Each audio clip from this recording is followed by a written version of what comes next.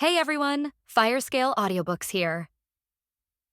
If there's a novel you'd love to hear more of, you can support us on Patreon or Ko-fi. Depending on your tier, I'll make extra parts just for the stories you're most excited about. Usually I can only upload 4 to 5 parts of each novel, but with your support we can go beyond that. And of course, don't forget to hit subscribe. It helps more than you know. As the clock struck midnight in Invisible, mysterious force quietly enveloped the entire town.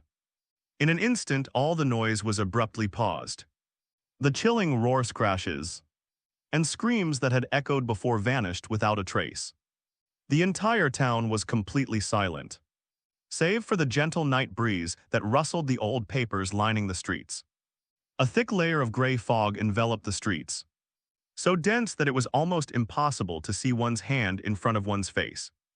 The black mist seemed to have its own life, flowing slowly, sometimes twisting, sometimes swirling, like countless black pythons weaving through the town. The already dilapidated houses became indistinct under the shroud of black fog, and the faint light coming from the windows was swallowed up by the fog, making the whole town seem like a giant haunted house. A suffocating atmosphere filled the air, making it hard to breathe. This repression did not stem from a physical burden, but rather from a deep-seated fear, as if invisible eyes were watching their every move in the darkness. Every gust of wind sounded like the whisper of some unknown creature, sending chills down one's spine. Fog. Why the hell is it fog again? So I'm destined to be shrouded in mist. The moment Baiye uttered his complaint, a mental attack struck his consciousness, just like when he first encountered the record of soul reincarnation. At the same time, a system notification sounded suddenly. Ding, you are being attacked by the dreamscape dream. Your mental resistance is being assessed. Judgment failed. Your mental resistance is far higher than the judgment value. You have not entered a dream state, a dream world. Entering a dream, as these two words entered his mind. Baiye's brows furrowed deeply. So the danger this instance referred to after midnight was actually the dream-entering illusion.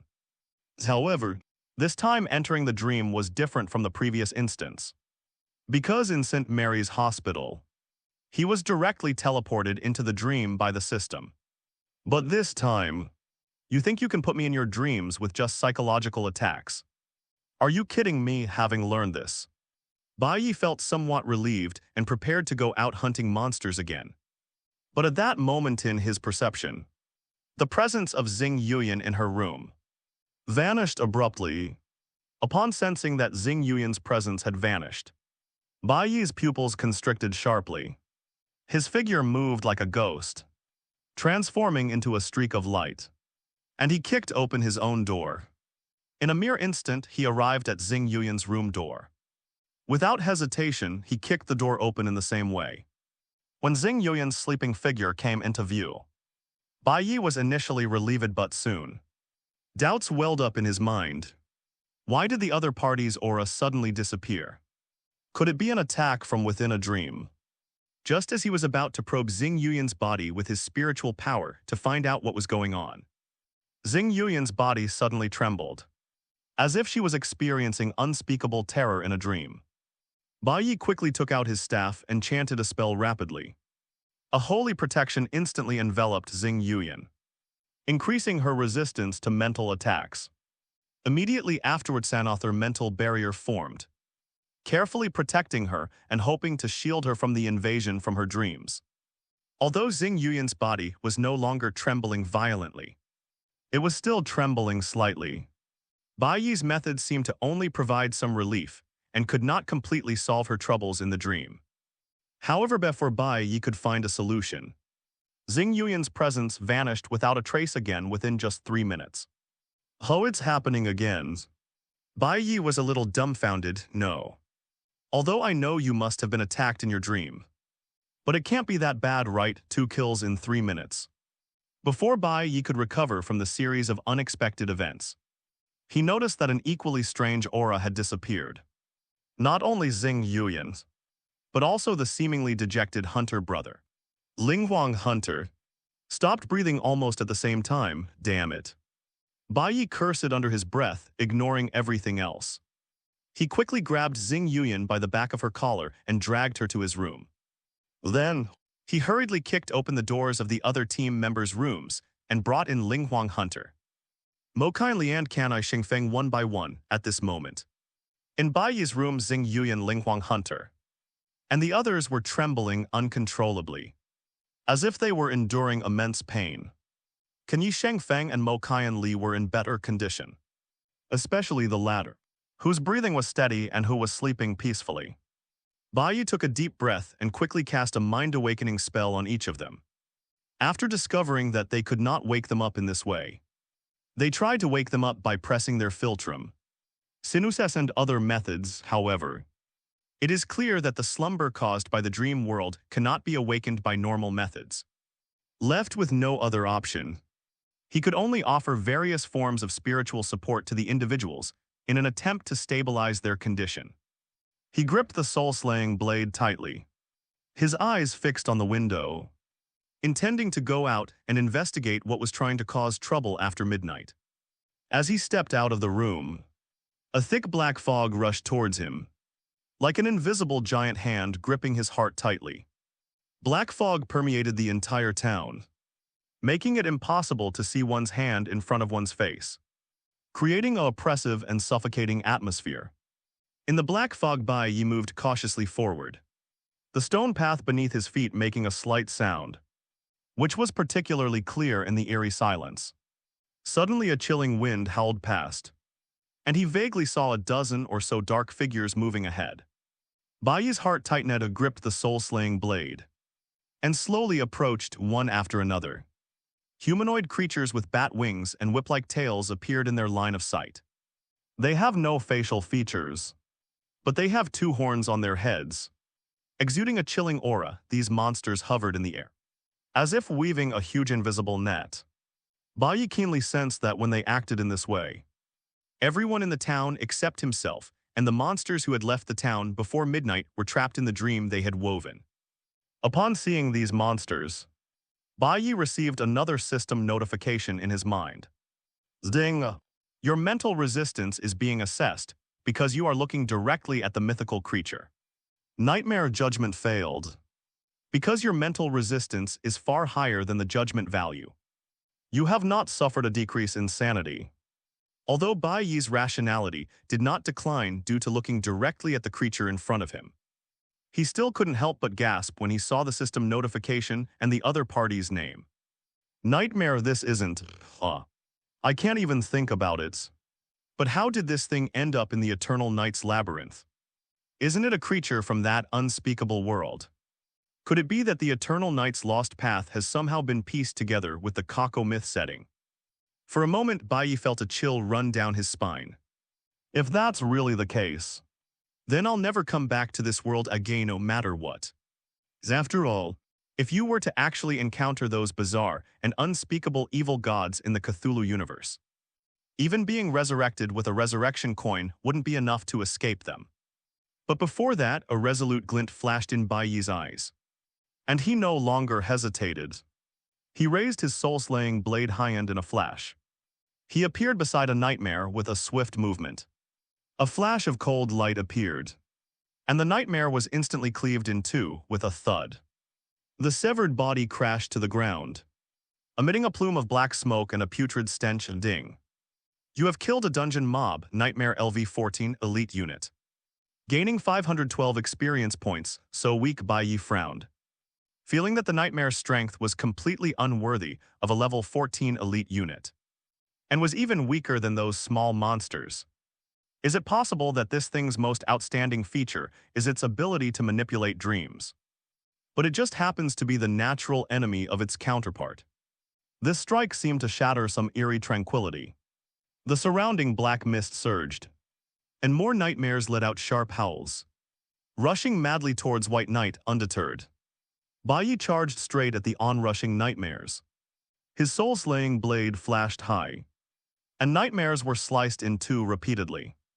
The sounds of metal hitting the ground with a thud, thud, thud echoed in the black mist, accompanied by plumes of black smoke and a putrid stench. The number of nightmares was rapidly decreasing. These nightmares clearly sensed the threat from the White Knight. They let out sharp screeches and flapped their wings to fly into the sky, trying to escape the White Knight's pursuit. You think you can't be hit just because you're flying in the sky. Baiye curled his lip, revealing a disdainful expression. As he spoke, he pulled several assault rifles from his game backpack. This is a weapon he obtained from a previous dungeon raid. He thought it wouldn't be of much use to him, but it has unexpectedly come in handy now. Without hesitation, Baiye pulled the trigger, and the sound of gunfire echoed throughout the town. These nightmares are inexplicably fragile, unable to withstand even ordinary firearms. Although, as first-tier creatures, they wouldn't be taken down by 1 or 2 shots.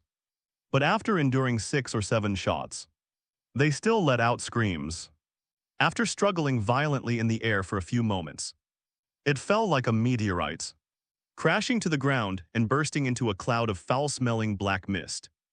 Taking advantage of the opportunity, Baiye stepped forward, continuing to fire his gun in one hand while using his other hand to finish off each falling nightmare with his soul-slaying blade. Amidst this relentless feast of carnage, the Crimson Rose appeared even more eerie under the moonlight.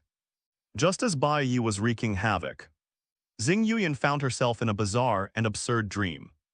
Everything around was twisted and deformed. The gnarled trees resembled menacing monsters. The ground was covered in black slime, emitting a putrid and sinister stench, making one feel as if they were on the edge of hell. Behind them 7 or 8 ghouls, their bodies twisted like pieces of rotting flesh, were hot on their heels. They emitted chilling roars, sounds like sharp blades piercing Xing Yuyan's eardrums. Each step of these ghouls pounded on her heart, causing it to pound wildly, as if it were about to burst out of her chest. In the sky, a large swarm of nightmares hovered, their enormous bodies blocking out the moonlight and casting huge shadows. These nightmares were completely different from those they had faced with White Knight. In the dream realms, they seemed to be imbued with even greater power, with each swoop its sharp tail like a razor-sharp steel whip, pierced through Xing Yuyan's body with a thud. She groaned enduring the excruciating pain, and continued running frantically. As Xing Yuyan fled in a disheveled state, she simultaneously gathered magic in her hands to retaliate. However, as everyone knows, mages without any gear in the early game not only have high mana consumption, but also low damage.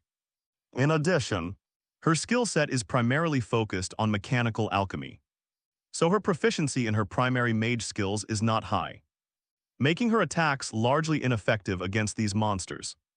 At this moment, Xing Yuyan no longer possessed the composure she had when she first entered the dungeon. Because in this dream, all her inventory slots were disabled. Without the support of equipment and items, a mechanical alchemist's combat power was reduced to less than 1/10. Although I don't know why I was able to be resurrected after dying twice before. And after being resurrected, a shield appeared around her body that was longer than her original health bar. However, after multiple rounds of attacks, the shield had long since shattered and disappeared. She knew perfectly well that with her unequipped attacks, she had no way to fight against so many monsters. Damn it. Am I going to die again? Just as she was feeling desperate, the nightmare in the sky suddenly let out a shriek, one by one. The night elves fell from the sky like birds struck by lightning. Xing Yuyan was stunned for a moment without thinking. She quickly ran towards a location that had also made a huge noise.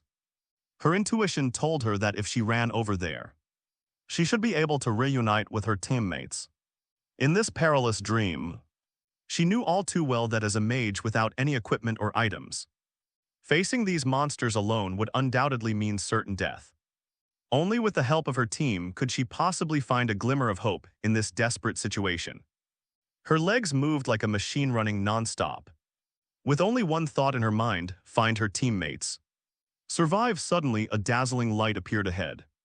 It turned out to be his teammate named Kanai Shengfeng, who somehow conjured a spear of light made purely of light.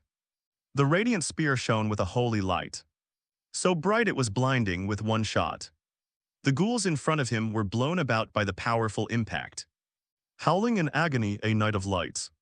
Xing Yuyan's pupils shrank. She hadn't expected that her teammate, who usually seemed simple-minded and had only average performance, would have such a hidden skill. The Knight of Light is a hidden class exclusive to the Church of Light, one of the 6 major churches in Eternal Sanctuary.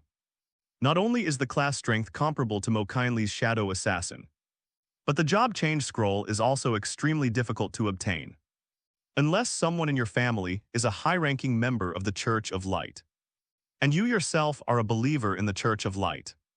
You cannot change your status, however, at this moment. Yi Shangfeng's situation was not good either.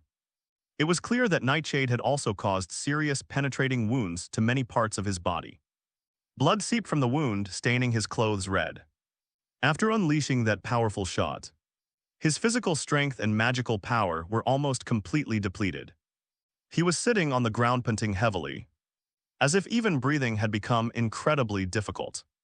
"The night is still chilly, run," Xing Yuyan shouted, her voice tinged with anxiety.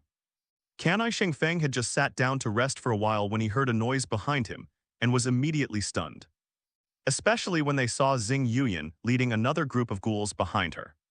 Those ghouls with their gaping maws, rotting chunks of flesh constantly falling from their mouths, emitting a nauseating stench.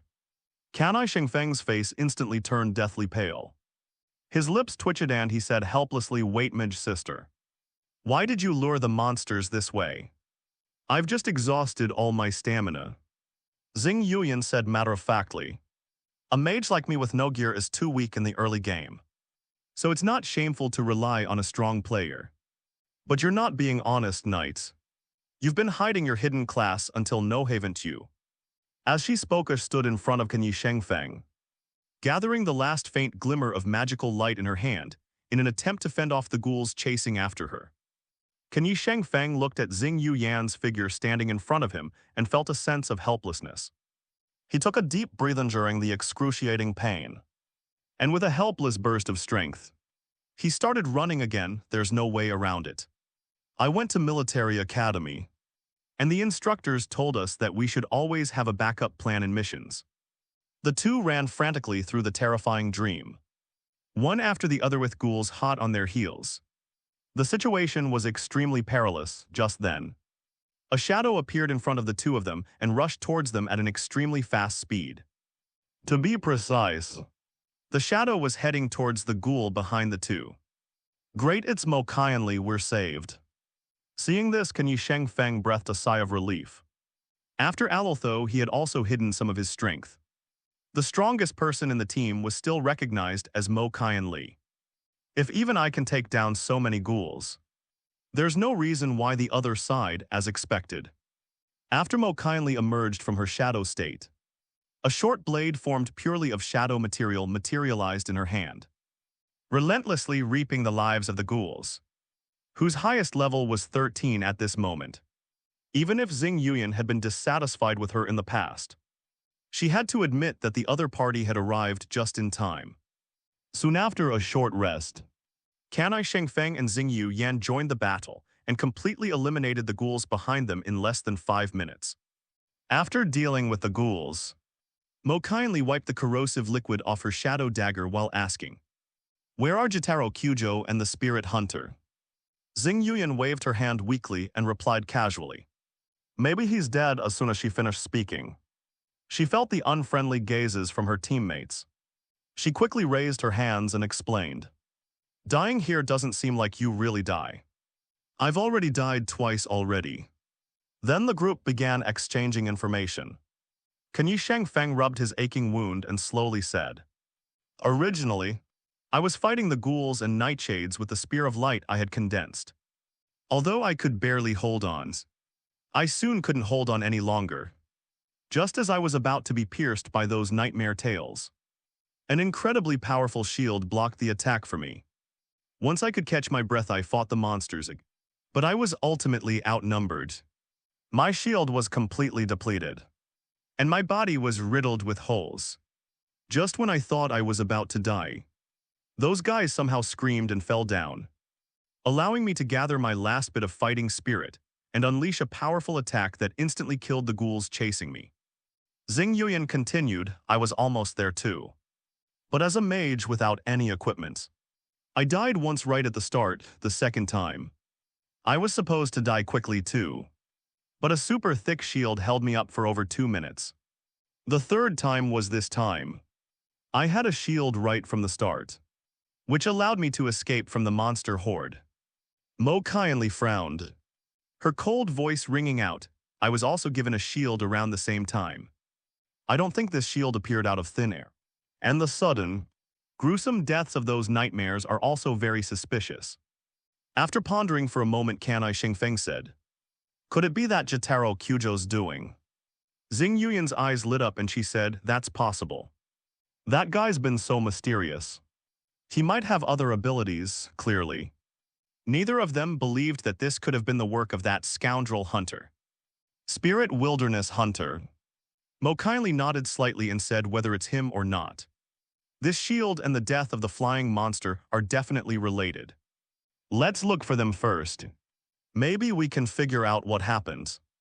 The group reached a consensus and began searching for Baiye and the Spirit Wilderness Hunter in this distorted dream. But before that, they returned to the place where they had defeated the ghouls in the dead of night.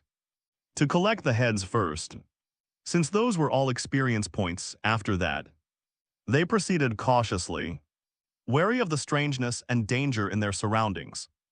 The twisted trees seemed to come alive, their branches twitching from time to time, as if they were watching their every move. The black slime on the ground was bubbling and emitting a nauseating odor.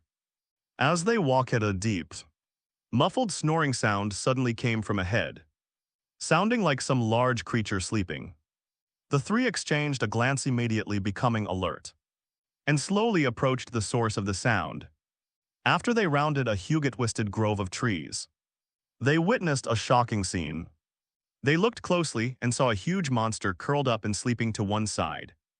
This monster looked extremely bizarre. It had 2 arms, and from each arm extended 2 thick forearms, making it appear as if it had 4 hands. Each of its hands was covered with sharp claw-like fingers. These fingers were curved and sharp, gleaming with a sinister cold light in the dim light, as if they could easily tear anything apart. Its enormous body rose high like a hill, its surface covered with black hair like steel needles, and a huge mouth split straight down from the top of its head to the bottom. Inside there were countless yellow teeth, which looked like jagged thorns and emitted a chilling stench of decay. Judging from its curled-up shape, it stood up. Its height would definitely be no less than 6 meters. Beneath it, the upper body of a human emerged, his expression one of extreme pain.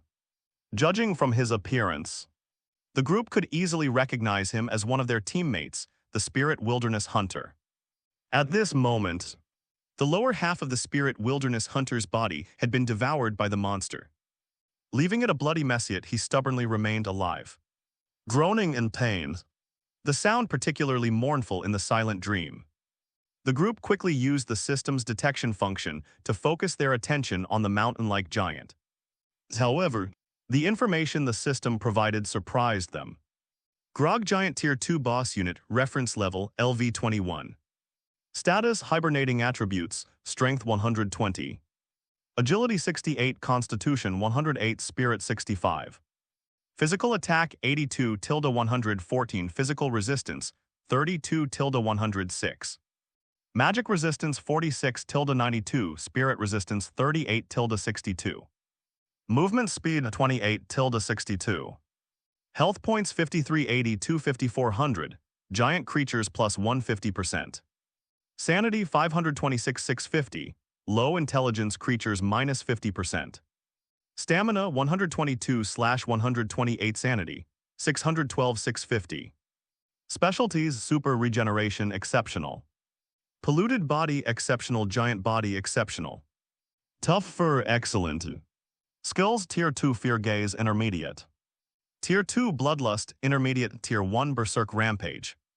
A Level 21 Boss Unit. Moreover, the opponent not only possesses 3 extraordinary specialties, but also has over 5,000 health points. Based on their current naked state, how about hitting him with your heads? Although they learned at the beginning that the team consisted of elites, They were prepared for the dungeon to be very difficult. But isn't this difficulty level way too much? Is the system trying to make us players take down a level 21 boss with no gear? To make matters worse, the system immediately followed up with another notification. Ding! You are currently looking directly at a mythical creature, the Gorgon. Your mental resistance is being assessed. Judgment successful, your sanity has decreased by points because your mental resistance is lower than the judgment value. What? Although the system did not show the exact number of points that had dropped, everyone could feel a sense of inexplicable fear within them. Seeing the spirit hunter's miserable state, they could hardly bear to look at him. Kan Yi Shengfeng frowned and anxiously asked Xing Yuyan, "What's the mechanism for death and resurrection in this dream? Does it revive with full health on the spot? Or with the same physical condition as before death? Or is it revived elsewhere?" Xing Yuyan bit her lip and quickly replied, "I was fully revived on the spot, and my body was restored to its peak condition. Because of this, after I was killed by the nightmare the first time, the second time I was immediately surrounded by ghouls that came looking for food. After the shield broke, I felt that being devoured by ghouls was too painful. So I ended my own life after resurrecting for the third time." He discovered he had a shield, so he took a gamble and escaped while enduring the ghouls' attacks. Upon hearing this, Mo kindly frowned slightly. After a moment of thought, she said in a cool voice, "I will attack that giant to lure it away. And you can take the opportunity to kill the spirit wilderness hunter as soon as possible.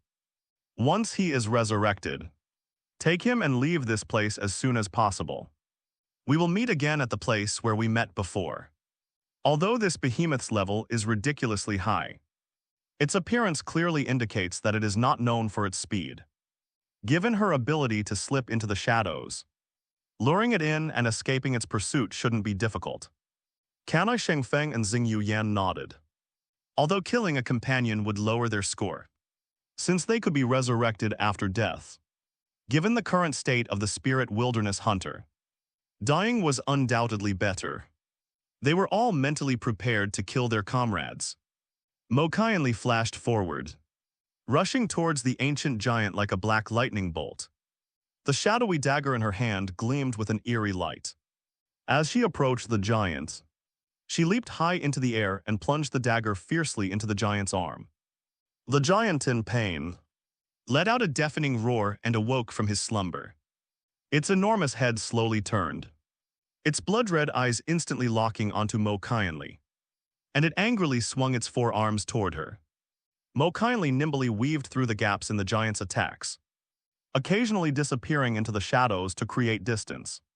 Furthermore, the ink-like shadow transformed into a 10-meter-long tentacle, attacking the giant in an attempt to draw its full attention. Taking advantage of this opportunity, Kanai Shengfeng and Xing Yuyan cautiously approached the spirit wilderness hunter. At this moment, the spirit hunter's consciousness was already blurred. When he saw his teammates arrive, a complex expression flashed in his eyes, a mixture of relief and pain seeing his wretched state. Kan Yi Shengfeng felt a sharp pain in his heart. But time was of the essence. He gritted his teeth, raised the spear of light, and thrust it forcefully towards the spirit hunter's vital points. The spirit hunter let out a muffled groan, his body gradually dissipating, leaving only a pool of blood in his place. The two remained where they were, their eyes fixed on the spot where the spirit hunter had disappeared. Not long after, the figure of the spirit hunter reappeared in the light. As soon as he was resurrected, he immediately sensed the tense atmosphere around him. "Quick, let's get out of here. That giant could catch up at any moment." Xing Yuyan said briefly. The spirit hunter nodded, asked no further questions, and quickly led the three of them away from the giant. 10 minutes later, as the shadow that Mo kindly had transformed into rapidly approached, the four of them were able to successfully reunite. At this moment, Mo kindly looked somewhat disheveled, with wounds on several parts of her body from the impact. But fortunately, was not seriously injured. As soon as she appeared in front of them, She calmly asked the spirit hunter if he had seen Jotaro Kyuja, as they needed a priest. The spirit hunter shook his head helplessly and said no. I was immediately pursued by nightmares as soon as I entered the dream realm. Without weapons, I could only rely on my agility to dodge their attacks. But I was really unlucky without realizing it. I had escaped into that big guy's territory.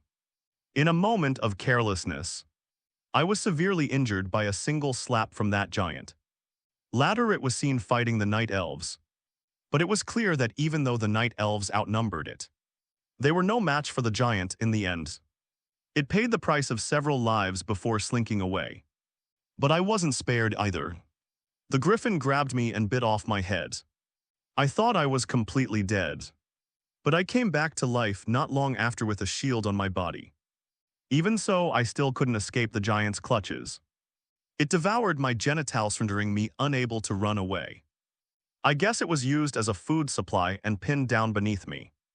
Kanai Shengfeng frowned, his face full of worry, and said, "It seems that this dream realm is fraught with danger. And we don't even know if our priest brothers are alive or dead." Xing Yuyan said sullenly, "Don't worry. That guy is probably the most skilled among us. If anything happens to any of us, he might not be affected."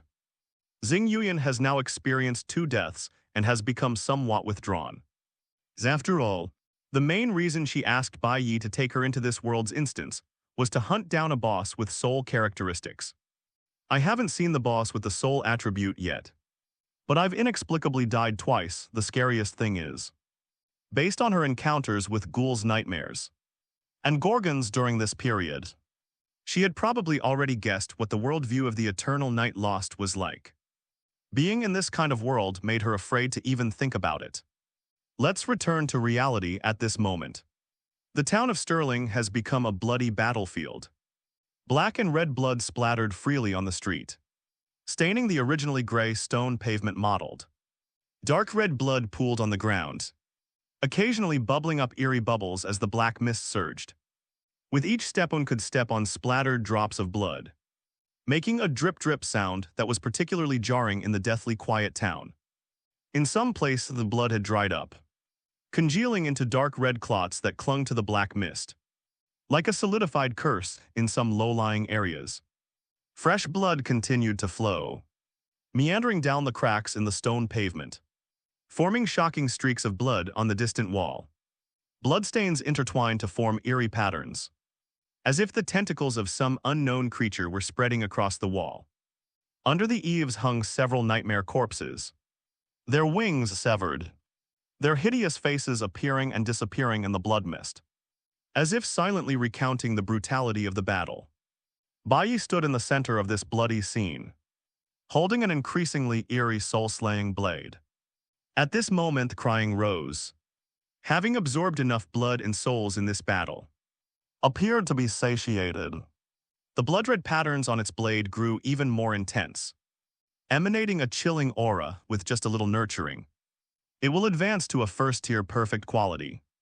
Baiye glanced at the now empty streets, then looked at the Zanpakuto in his hand, and said with a hint of exasperation, "I gave you a chance. But you still couldn't handle it. I finally gave you a chance for a big battle. And you're telling me you got full halfway through. It's fortunate that the soul-slaying blade can't speak. Otherwise the opponent would definitely say, 'Who knew you could be so ruthless in a single battle?'" After making a comment, Baiye turned his gaze to the distance, where 8 or 9 dark shadows were still swaying in the sky. Those were nightmares who had been terrified by his killings. Although some remained, they fled in fear of White Knight's power, however. Within this black fog, their escape routes became increasingly chaotic.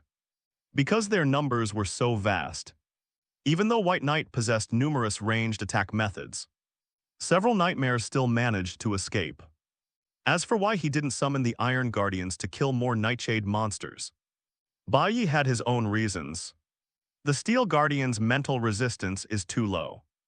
What if I summon it and it immediately falls asleep due to the mental attack of Dreamscape? Baiye didn't chase after the nightmares who had fled.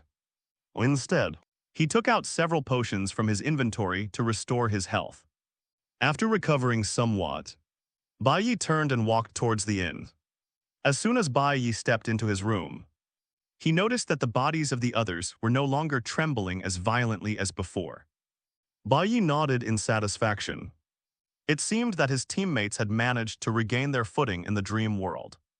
He casually cast another mental barrier on Xing Yuyan, Lingwang Hunter Kanai Shengfeng, and Mo Qianli before leaving the inn again. Now that he knew what the dangers in this town were after midnight, he began to ponder. Is it possible to find some crucial clues in the remaining time of the night? Ideally, we should finish this dungeon tonight. The reason he didn't pursue the night elves during the battle was mainly because he had left some tracking marks on several of them. As long as you follow these markers, even if you're not sure what important information you'll find, you'll at least reach their hideout and have a good chance of wiping them out in one fell swoop. Soon Baiye, guided by the tracking marker, successfully arrived at a dense forest outside the town.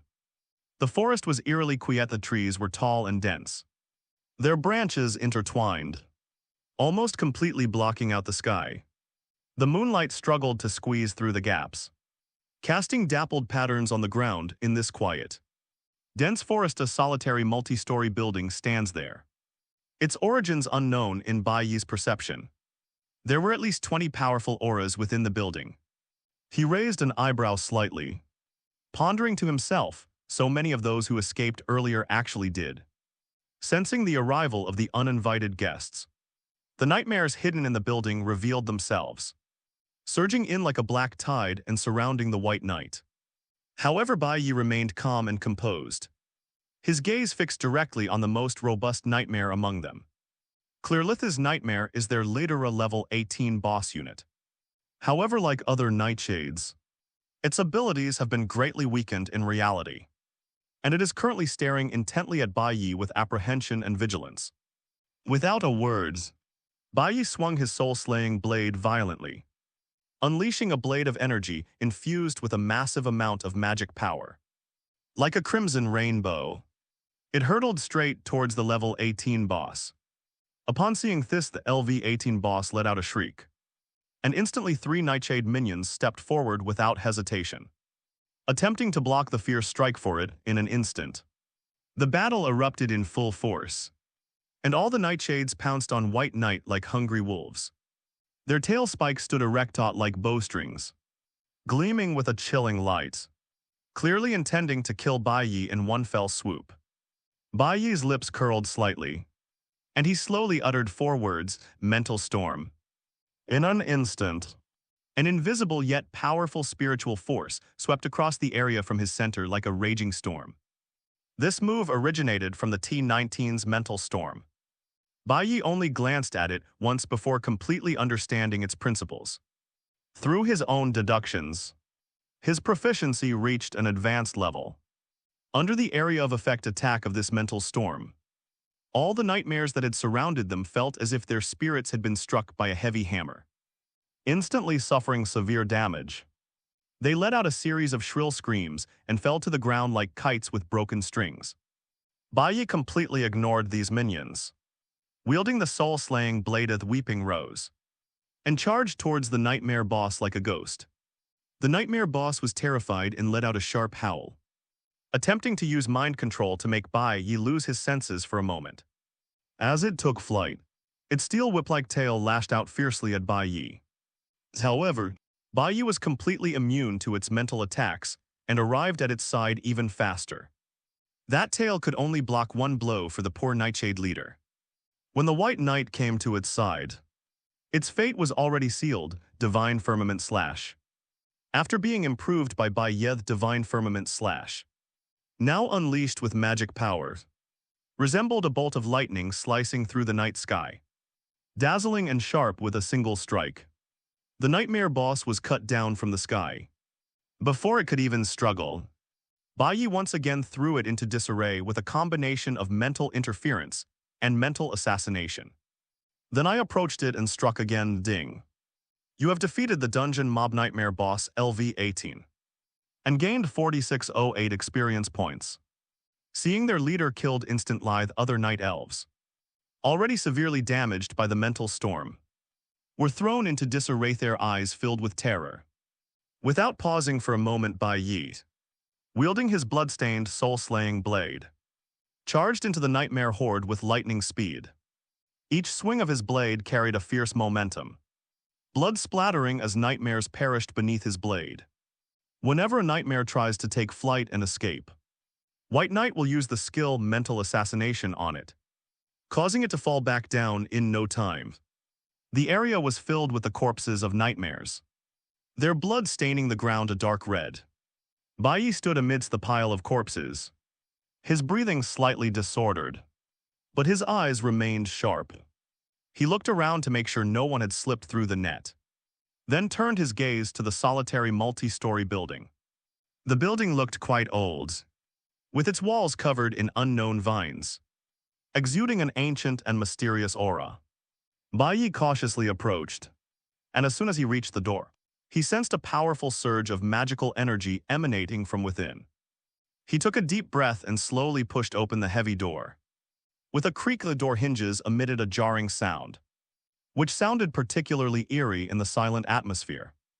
The room was dimly lit and filled with a pungent, putrid stench. Baiye squinted, adjusting to the darkness, and discovered that the room was filled with all sorts of strange and unusual items. There were crystals emitting an eerie glow, stone tablets engraved with runes, and containers made of unknown materials. In the very center of the room there was a huge magic circle, shimmering with a ghostly blue light, within which some blurry images seemed to be moving. No, this is not a blurry image, rather. It's a person's soul. The soul's face was clearly defined, its strong lines softened by the passage of time. His neatly trimmed beard added to his mature and composed demeanor. His eyes were deep and wise, like two deep pools, holding endless stories and vicissitudes. Although her hair was slightly messy, it had a unique, untamed charm. Upon seeing the soul, Baiye instantly became alert, swiftly raising his soul-slaying blade, its blade gleaming with a chilling light as it pointed at the opponent, ready to launch an attack at any moment. However, the other person spoke slowly and calmly, their voice deep and mellow, as if it had traveled through a long tunnel of time, carrying an indescribable sense of vicissitude. I have been waiting for you for a long time. Baiye frowned, his eyes filled with wariness, and asked in a deep voice, "Who are you?" The other person looked slightly puzzled, tilted their head slightly and asked, "Didn't Mayor Joseph mention me to you?" Baiye's lips twitched involuntarily, inwardly surprised. I didn't expect the old mayor's name to actually be Joseph. But then a vague sense of embarrassment crept in. Had I been too aggressive in the dungeon, progressing too quickly and skipping some crucial cutscenes, jumping straight to the later stages of the story? However, he quickly regained his composure, shook his head, and said, "When I contacted the mayor today, he said that he was being monitored by many forces, so he didn't reveal much substantial information, only telling us to go to 13 Rose Street first thing tomorrow morning to get the clues we wanted." Upon hearing this, the other party suddenly realized and couldn't help but sigh deeply. Although I already knew that the person whom fate had guided to this town to resolve this crisis must be of extraordinary strength. However, I truly did not expect you to be so powerful. In just one day, you became immune to the dream attacks of the dream mirror, and even wiped out all the nightmares that had been entrenched in my mansion. Baiye already had some guesses in mind and then pressed on. "So, you're the traveler who brought back that mirror and caused disaster to the town." Upon hearing this, the soul let out another heavy sigh, its tone filled with self-reproach and regret. "Yes, I am indeed the sinner who brought disaster back to the town." After tidying up, his words continued, "My real name is Henry Crawford, and I was originally a traveler who went about his life. Several years ago, I unexpectedly obtained that mirror. After further investigation, I was horrified to discover that the mirror originated from an evil god who attempted to invade our world. If it is not destroyed in time, the evil god will one day descend upon the world through the dream realm. In an attempt to destroy it, I exhausted every means and tried countless methods, but all of them ended in failures. to prevent the mirror from falling into the hands of evil forces with ulterior motives, such as the Eternal Night Society. I had no choice but to bring it back to my hometown, using a special method he accidentally acquired during a trip. He sealed it away, however. My abilities were limited at the time, and the methods I used were quite crude. I could only hide the mirror in an extremely secret place where no one could find it. At the same time, I requested the mayor to hang me. Firstly, to give the townspeople an explanation, and secondly, to use my soul to suppress the negative effects of the mirror. But today, my soul is no longer able to suppress the mirror. Fortunately, I still had a backup plan before I died. Through a special ritual, I glimpsed a corner of my destiny. I learned that when my soul could no longer suppress the mirror, 5 detectives on a mission would arrive in town to completely resolve the crisis caused by the mirror. Baiye pressed on. Then where did you hide the mirror? Henry Crawford said gravely, I hid it in the dreamland, in the lair of some enormous monster. The monster was enormous, standing at least 20 feet tall, and possessed extraordinary strength. I firmly believe that even if the people of the Eternal Night Society guessed the mirror's location, with their abilities, they would have absolutely no chance of obtaining it. Baiye's lips twitched slightly. 20 feet. That's over 6 meters tall based on this height. Baiye could vaguely guess what kind of monster the other party was talking about. You did prevent others from getting it, but didn't that also cause trouble for yourself and others? So, he has to enter the dream world and face that monster that's 6 meters tall in order to get the mirror. Right. But he remained unconvinced and immediately asked the next question. So, did you see from a corner of fate how we destroyed that mirror? Henry Crawford shook his head and chuckled. That's up to you. My abilities are limited. I can only see certain fragments. At this point, thy soul suddenly began to drift away, and with a complex expression on his face, said to Baiye, all right, my time is up. My remaining soul power is only enough to sustain me in saying this much. Goodbye and best of luck. The moment he finished speaking, Henry Crawford's soul began to flicker like an old television set. Baiye quickly cast several spells related to spirit on its soul form. Without exception, all of them failed, and he could only watch helplessly as the other party's soul became more and more blurred until it disappeared. Baiye sighed but didn't linger in sadness for long. Instead, he quickly began looting the valuables from the other party's mansion. He even dug out the cores of those nightmares. Soon, Baiye returned to his hotel room. He saw that the guys were in good condition, but their mental barriers were gradually losing strength and dissipating over time. This time, instead of replenishing their shields, he began to ponder how he could, through his own efforts, enter the dream realms, lower his mental resistance, and let the dream mirror pull him in. No way. Not only is he not capable of such advanced maneuvers at his current level, but even if he could, he wouldn't do something so suicidal. Entering through the dream crystal.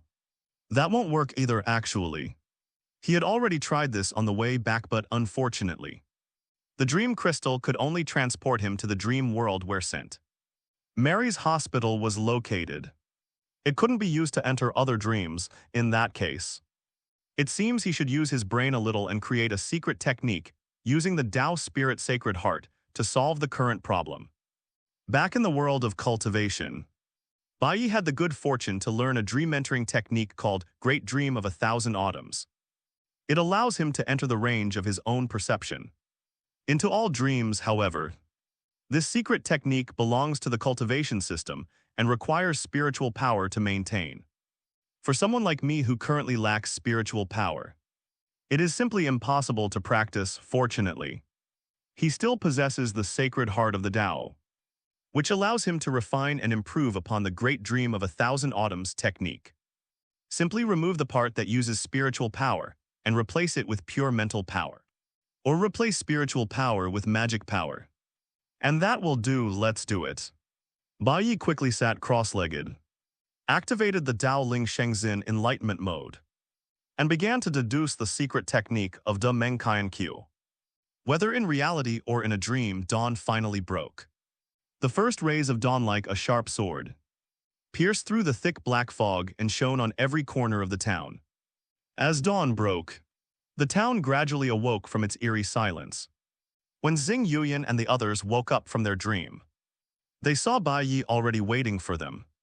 Baiye sat on the edge of the bed and yawned. After seeing that they were awake, he stretched his body slightly. He finally awoke. Baiye said softly, a hint of weariness in his voice. That was quite a thrilling night. Seeing Baiye's appearance, the group exchanged bewildered glances. Their eyes filled with surprise and confusion. They subconsciously glanced at their current location again and discovered that they had been moved to Baiye's room. Mo Qianli reacted the fastest. Her clever mind instantly grasped the idea. A hint of doubt flashed in her eyes as she asked, "Didn't you enter the dream realm last night?" Baiye glanced at her, a faint smile playing on his lips, and replied, "I happen to possess a perfect Tier 1 item related to dreams. This item has a special function. It can block any abnormal attempts to enter a dream." At this point, Baiye sighed softly, a hint of weariness in his eyes. "So, you could say I watched over you all night last night. And it exhausted me." Canai Shengfeng also realized what was happening and exclaimed in surprise. "So the shield that suddenly appeared on us last night really was you?" Upon hearing this, Baiye let out a soft "A."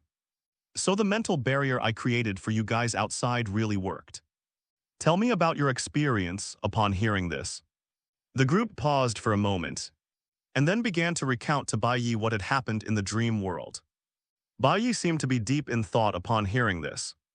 Unexpectedly, this so-called dreamscape actually turned out to be the dreamscape from the Cthulhu mythos. Not only were there nightmares and ghouls, but even the griffin giants appeared. Furthermore, the giants level was so absurd that even the highest-ranking Canai Shengfeng and Linghuang Lixia were unable to detect any specific information about it. Then, he glanced at Xing Yuyan and noticed that she seemed a little downcast, as if she had become somewhat withdrawn.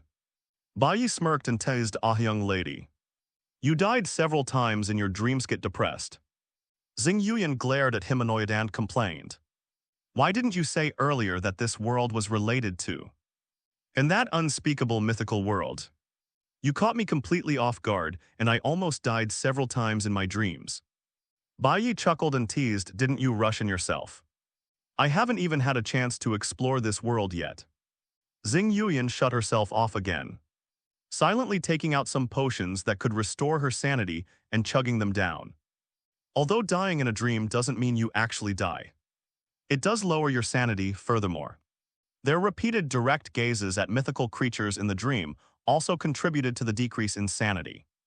Noah's sanity level has long since dropped below 75%, which is the main reason for her low mood just then. Mo Qianli spoke again, asking Baiye to tell her what had happened outside. So Baiye recounted his prepared statement to them, saying that the moment he was attacked in the dream, he realized that the four of them might have encountered an accident. When they dragged them to their rooms, they noticed that Xing Yuyan's presence vanished for a moment, but quickly returned after she regained her breath. He noticed that both Xing Yuyan and the spirit wilderness hunter were trembling violently, guessing that they had encountered danger in the dream. But he only had time to cast a mental barrier on Xing Yuyan before she died again. At the same time, the aura of the spirit wilderness hunter also disappeared for a while.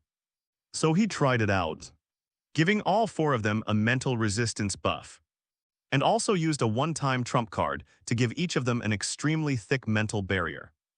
Having clarified their questions about the shield, Mo Qianli inquired again whether Nightmare's death in the dream realm was related to him. Baiye answered frankly that it was indeed related to him. After casting a mental barrier around the group, he immediately went out to check on the situation in the town. Many nightmares were spotted circling in the sky, but these creatures are actually quite weak in reality. He pulled out an assault rifle he had previously looted in the dungeon from his system inventory and began firing at Nightmare while performing some skillful footwork. After emptying more than a dozen magazines and ruining several guns, he finally killed more than a dozen nightmares. Seeing this, the other nightmares seemed to sense a threat and fled the town. After listening to Baiye's story, the group remained silent for a moment. Canai Shengfeng suddenly spoke up, so what should we do now? That ancient giant is too powerful, we can't fight it at all. What if we encounter that guy again tonight? The spirit hunter also raised his head. A hint of worry in his eyes, yes. And this is only the first night. Knowing the nature of dungeons, the second day will definitely be even more dangerous. Mo kindly pondered for a moment and said, according to the intelligence we have obtained, both the Holy Radiance Church and Temple, a high-ranking official of the Eternal Night Society, will arrive today. This is probably the hidden limitation the instance imposes on us. We need to find out what's going on behind this town as soon as possible. Otherwise, once they arrive, none of us know what they might do at night. Upon hearing this, Xing Yuyan instantly bristled, her eyes reddening as she said, how about we take care of all those guys before tonight and eliminate any external factors first? The group was taken aback by her words and waved their hands and shook their heads, indicating that such things should not be made up, after all. Having survived this dungeon until now, they all know the limits of their own strength. Last night, they didn't have an easy time defeating even a partially formed Eternal Night Society force. It's easy to imagine that the Holy Light Church, which treats the Eternal Night Society like a rat in the street, will only become more powerful. Once they stumble in reality, they won't be able to revive like they do in a dream. Moreover, real-world battles involve too many complexities, making it impossible for them to escape unscathed as they would in a dungeon. The spirit wilderness hunter's lips twitched, and he retorted speechlessly, girl, did you get beaten to a pulp in the dream realms? Xing Yuyan immediately retorted, we've both died twice in the dream realm. Compared to me, I was able to end it all cleanly. You're in a much worse situation, aren't you? Upon hearing this, the spirit wilderness hunter instantly recalled his experience of being devoured by the ancient giant and barely clinging to life. Although it was in a dream, and there was bound to be some sense of unreality, and the pain was also much less intense, the feeling was still absolutely terrifying. Seeing this, Canai Shengfeng wanted to say a few more words of advice, but Xing Yuyan shouted angrily, what are you afraid of? As long as the enemy doesn't have any boss units of level 2 or higher.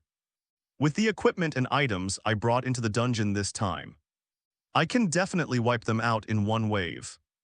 After all, she came here specifically to take down the boss. If she didn't have some trump cards up her sleeve, how could she dare to make such boastful remarks to Baiye? We haven't seen the boss with the soul trait yet, so it's not a bad idea to use our trump cards on those Holy Light Church people to vent our anger. The group started arguing, and the atmosphere became somewhat tense. Finally, Mo kindly, who had been silent all along, looked at Baiye and asked, Jotaro Kyujo, what do you think? After all, she still remembered that the guy in front of her had a level 18 boss unit summoned under his command. If the other side says they can fight, then perhaps it's not entirely out of the question to give it a try. Upon hearing Mo kindly speak, the others instinctively turned their gazes toward Baiye. Baiye chuckled and said, since everyone's been beaten to a pulp in the dream world, a victory in reality isn't a bad way to boost morale. Since the mage wants to fight, then let's fight. Canai Shengfeng hurriedly asked, Brother Pastor, do you have any other trump cards that can ensure we can eliminate the papacy's influence? It's no wonder that Canai Shengfeng thought that way. After all, since the start of this dungeon, everyone, including Mo Qianli, has suffered quite a bit of beatings, while this guy has truly not suffered any losses at all. It's hard to say what trump cards the other side still has that they don't know about at this point. Baiye smiled mysteriously, keeping everyone in suspense, and said you'll find out when the time comes. However, before that, they still need to develop a detailed plan. For example, the route from Wiltshire to Stirling involves crossing a ravine, a strategically important and well-suited spot for an ambush. They can observe the Holy Light Church's team's strength and configuration beforehand near the canyon. If their strength is not beyond expectations, Then they can go all out and fight a match. If you really can't win, then make your escape and regroup later. Xing Yuyan excitedly said that she could provide a large number of alchemical bombs, which would blow up the canyon and bury the entire team underneath, ensuring they would never return. This proposal was met with unanimous opposition. If it were done, Sterling would lose its only connection to Wiltridge. Based on the system's task assignment scoring mechanism, they will definitely be severely punished. Baiye couldn't help but complain that she was a modern-day Jia Su, with her mind full of unreliable and wicked schemes. Although they can't blow up the canyons, they can bury alchemical bombs under the path leading to it and blow up the Holy Light Church's troops when they pass by. After a heated discussion, the group finally finalized their plan, but before that, they hadn't forgotten what the mayor had said about going to 13 Rose Street this morning to get crucial information. So the group went back to their room, quickly packed their equipment and supplies, and then headed together to the abandoned warehouse at 13 Rose Street. As soon as they stepped outside, the group saw a scene of utter carnage on the street outside the hotel. Dark red blood flowed freely on the stone pavement, mixing with black stains to form a nauseating mixture. The blood wasn't just liquid, in some places it had congealed, forming dark red scabs that emitted a pungent fishy smell. The entire street seemed shrouded in a heavy shadow of death, so oppressive that it was hard to breathe. The townspeople fled the street, hiding behind their doors and windows, peeking out with terrified eyes filled with fear and confusion. Even the hotel owner and guests were too frightened to go out, huddled inside trembling, peeking out through the cracks in the windows to observe the situation outside. Xing Yuyan broke the silence first, her gaze constantly shifting between the bloodstains on the ground and Baiye's body. Her voice trembling slightly, he asked in shock, "You caused all of this? How many monsters did you kill last night?" Byakuya stood there, high signature grin still on his face, and struck Jotaro Kyujo's classic smug pose once more. "Hey hey. Not many killa, just those things bled a lot." After hearing Baiye's words, the others looked him up and down with suspicious eyes, as if to say, "I don't believe you at all." Although they were filled with doubts at the moment, they tacitly refrained from asking their teammate about his private life. After all, Baiye saved them by doing what he did last night, regardless of how he managed to kill so many monsters all by himself. They shouldn't offend him too much, however.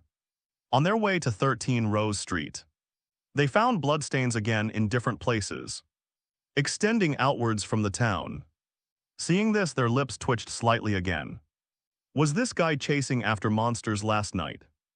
Although both Xing Yuyan and Mo kindly knew that he had a summoned 18th level boss unit, but the latter still keenly observed that the blood splatter marks looked more like they had been sprayed out after being cut open by a blade. Could it be that he also has a summon that wields sharp weapons soon? Guided by Xing Yuyan's beetle detector, the five arrived at an abandoned warehouse. The warehouse doors were tightly shut, their rusty surfaces seemingly telling tales of the vicissitudes of time. The surrounding area was overgrown with weeds, swaying in the wind and rustling, adding an eerie touch to the quiet atmosphere. The warehouse's sign clearly reads, 13 Rose Street. Baiye and Xing Yuyan cautiously approached the warehouse. The former gently pushed the door, which creaked open slowly, emitting a jarring sound that echoed through the empty warehouse. The air inside was thick with a mustard-king smell, making one involuntarily frown. The warehouse was dimly lit, piled high with clutter, old wooden crates, discarded tools, rotten cloth, and other items were arranged haphazardly. The group exchanged glances and began to carefully search through the pile of clutter. They searched every corner, moved heavy wooden crates, and peeled back rotten fabrics, leaving no place unchecked where something might be hidden. Xing Yuyan occasionally directed several mechanical beetles to crawl into some narrow crevices to check. However, the search did not go smoothly, and after searching for quite some time, they still found nothing. The spirit wilderness hunter was already somewhat annoyed last night, and now he was even more irritable, muttering to himself, "Where exactly did that old town elder hide the thing? Baiye wasn't in a hurry saying, "Let's look again." The old town elder probably doesn't want others to find it so quickly. So he hid it quite well. He was now certain that what the old town elder had left them did not carry any extraordinary power. Otherwise, with their sensory abilities, they would have found it long ago. Xing Yuyan was also a little discouraged. But she still encouraged her keep looking. Maybe it's in some inconspicuous place. Just when they were about to give up, Mo kindly suddenly jumped onto a pile of stacked wooden crates. Her sharp eyes fixed on another pile. There seems to be something on that crate. Following the direction she pointed, the group jumped onto the wooden crate. In the very center of the crate, a slightly worn diary stood out conspicuously. Upon seeing this, they couldn't help but twitch their lips. Xing Yuyan couldn't help but complain. This town mayor really knows how to hide things. It was such an obvious place, yet we searched for so long. Baiye smiled and shook his head, then stepped forward and picked up the diary. Brush off the dust and you'll see the cover of this diary, which boldly proclaims Henry's adventure log. Is the old town mayor named Henry? The moment Xing Yuyan saw the cover of the diary, her eyes widened and she couldn't help but blurt out, her tone full of curiosity upon hearing this. Baiye's lips twitched and he said irritably, "This is clearly that explorer's diary. Has your alchemically enhanced brain stopped working again?" Xing Yuyan shrank back after Baiye's words, muttering softly, "Well, I forgot." The two then engaged in a few more verbal exchanges, until Kenyi Shengfeng chuckled and advised, all right. You two stop arguing and hurry up and see what's written in your diaries." Then they turned their attention to the diary. This diary meticulously records the various experiences from July 1889 to May 26, 1895, turning to the first few pages of the logbook. One can see that it records Henry Crawford's series of adventures in various countries, primeval forests and ancient castle ruins. Compared to a traveler, Henry Crawford was more of an explorer. According to the contents of his diary, however, while the first half of the diary is full of thrilling and exciting descriptions, it offers relatively limited practical help for this particular dungeon mission. However, when the date is turned to August 130, 1894, the situation changes in his diary entry for that day. Henry Crawford first mentioned the mysterious mirror. Cairo Black Market, August 13, 1894. The Eternal Night Society and the Dawn Alliance clash in Spice Lane. I hid behind the collapsed shelves and saw them fighting over a bronze-framed mirror, its frame covered with runes that were neither Egyptian nor Sumerian. A man in a gray cloak clutched the mirror tightly as he died. His blood dripped onto Idiot, left no trace. Sinai Desert, August 27, 1894. The page was covered in sand and bloodstains. Damn it. Are those guys like leeches? I had no intention of getting involved in their dispute. But the dispute has come after me. The dying member of the Dawn Alliance called out to me. His lungs had been pierced by some kind of sharp weapon, and he kept spitting out black crystals as he spoke. Mr. Crawford, he actually knew my surname. Please hide that mirror at the ends of the world. Don't let Eternal Night learn to obtain it. Otherwise he will see it through dreams. He was interrupted by coughing up blood. I don't know if it was fate, but I couldn't resist my adventurous spirit and picked up that mirror. But I know that the consequence of doing this might be that I will be hunted down by the Eternal Night Society in the coming period of time. Constantinople, September 3, 1894. Written hastily with a pencil. Mirrors can talk. As I was wiping it down in the hotel last night, a starry sky I had never seen before suddenly appeared in the room. A voice spoke directly in my head. The dreamland welcomes lucid visitors. I don't know if it's because I've been under too much stress lately, but I had an extremely terrifying nightmare last night. I dreamt of a group of humanoid creatures. These creatures cannot be called complete humans, but in many ways they are similar to humans. They stand upright on two legs leaning forward, looking like a pack of dogs with skin as hard as rubber. Which is repulsive. Damn it, they caught up with me. They tore me apart 7 times in my dream. Atlantic Freighter, September 11, 1894. There are scorch marks on the corner of this logbook page. After dreaming of the same scene for 7 consecutive days, I finally learned the name of those ghostly things, ghouls. They are called ghouls. Those damned ghouls tore me apart dozens of times in 7 days. Even more terrifying, I discovered that my body was beginning to mutate, and I started growing gelatinous skin. Just like those damned ghouls. I can't go on like this anymore, I have to do something. December 12, 1894, Alps. After 3 months of research, I have finally succeeded in establishing myself in this world called Dreamland. On that very day, I successfully learned the origin of this mirror through black market means. Like the world called Dreamland, it is also called Dream Mirror, and it is said to be a little toy casually made by some evil god in the starry sky. But the thousand-faced god code named the chaos of lurking is by nature fond of deceiving and tempting humanity, plunging them into terror and despair until they ultimately go insane.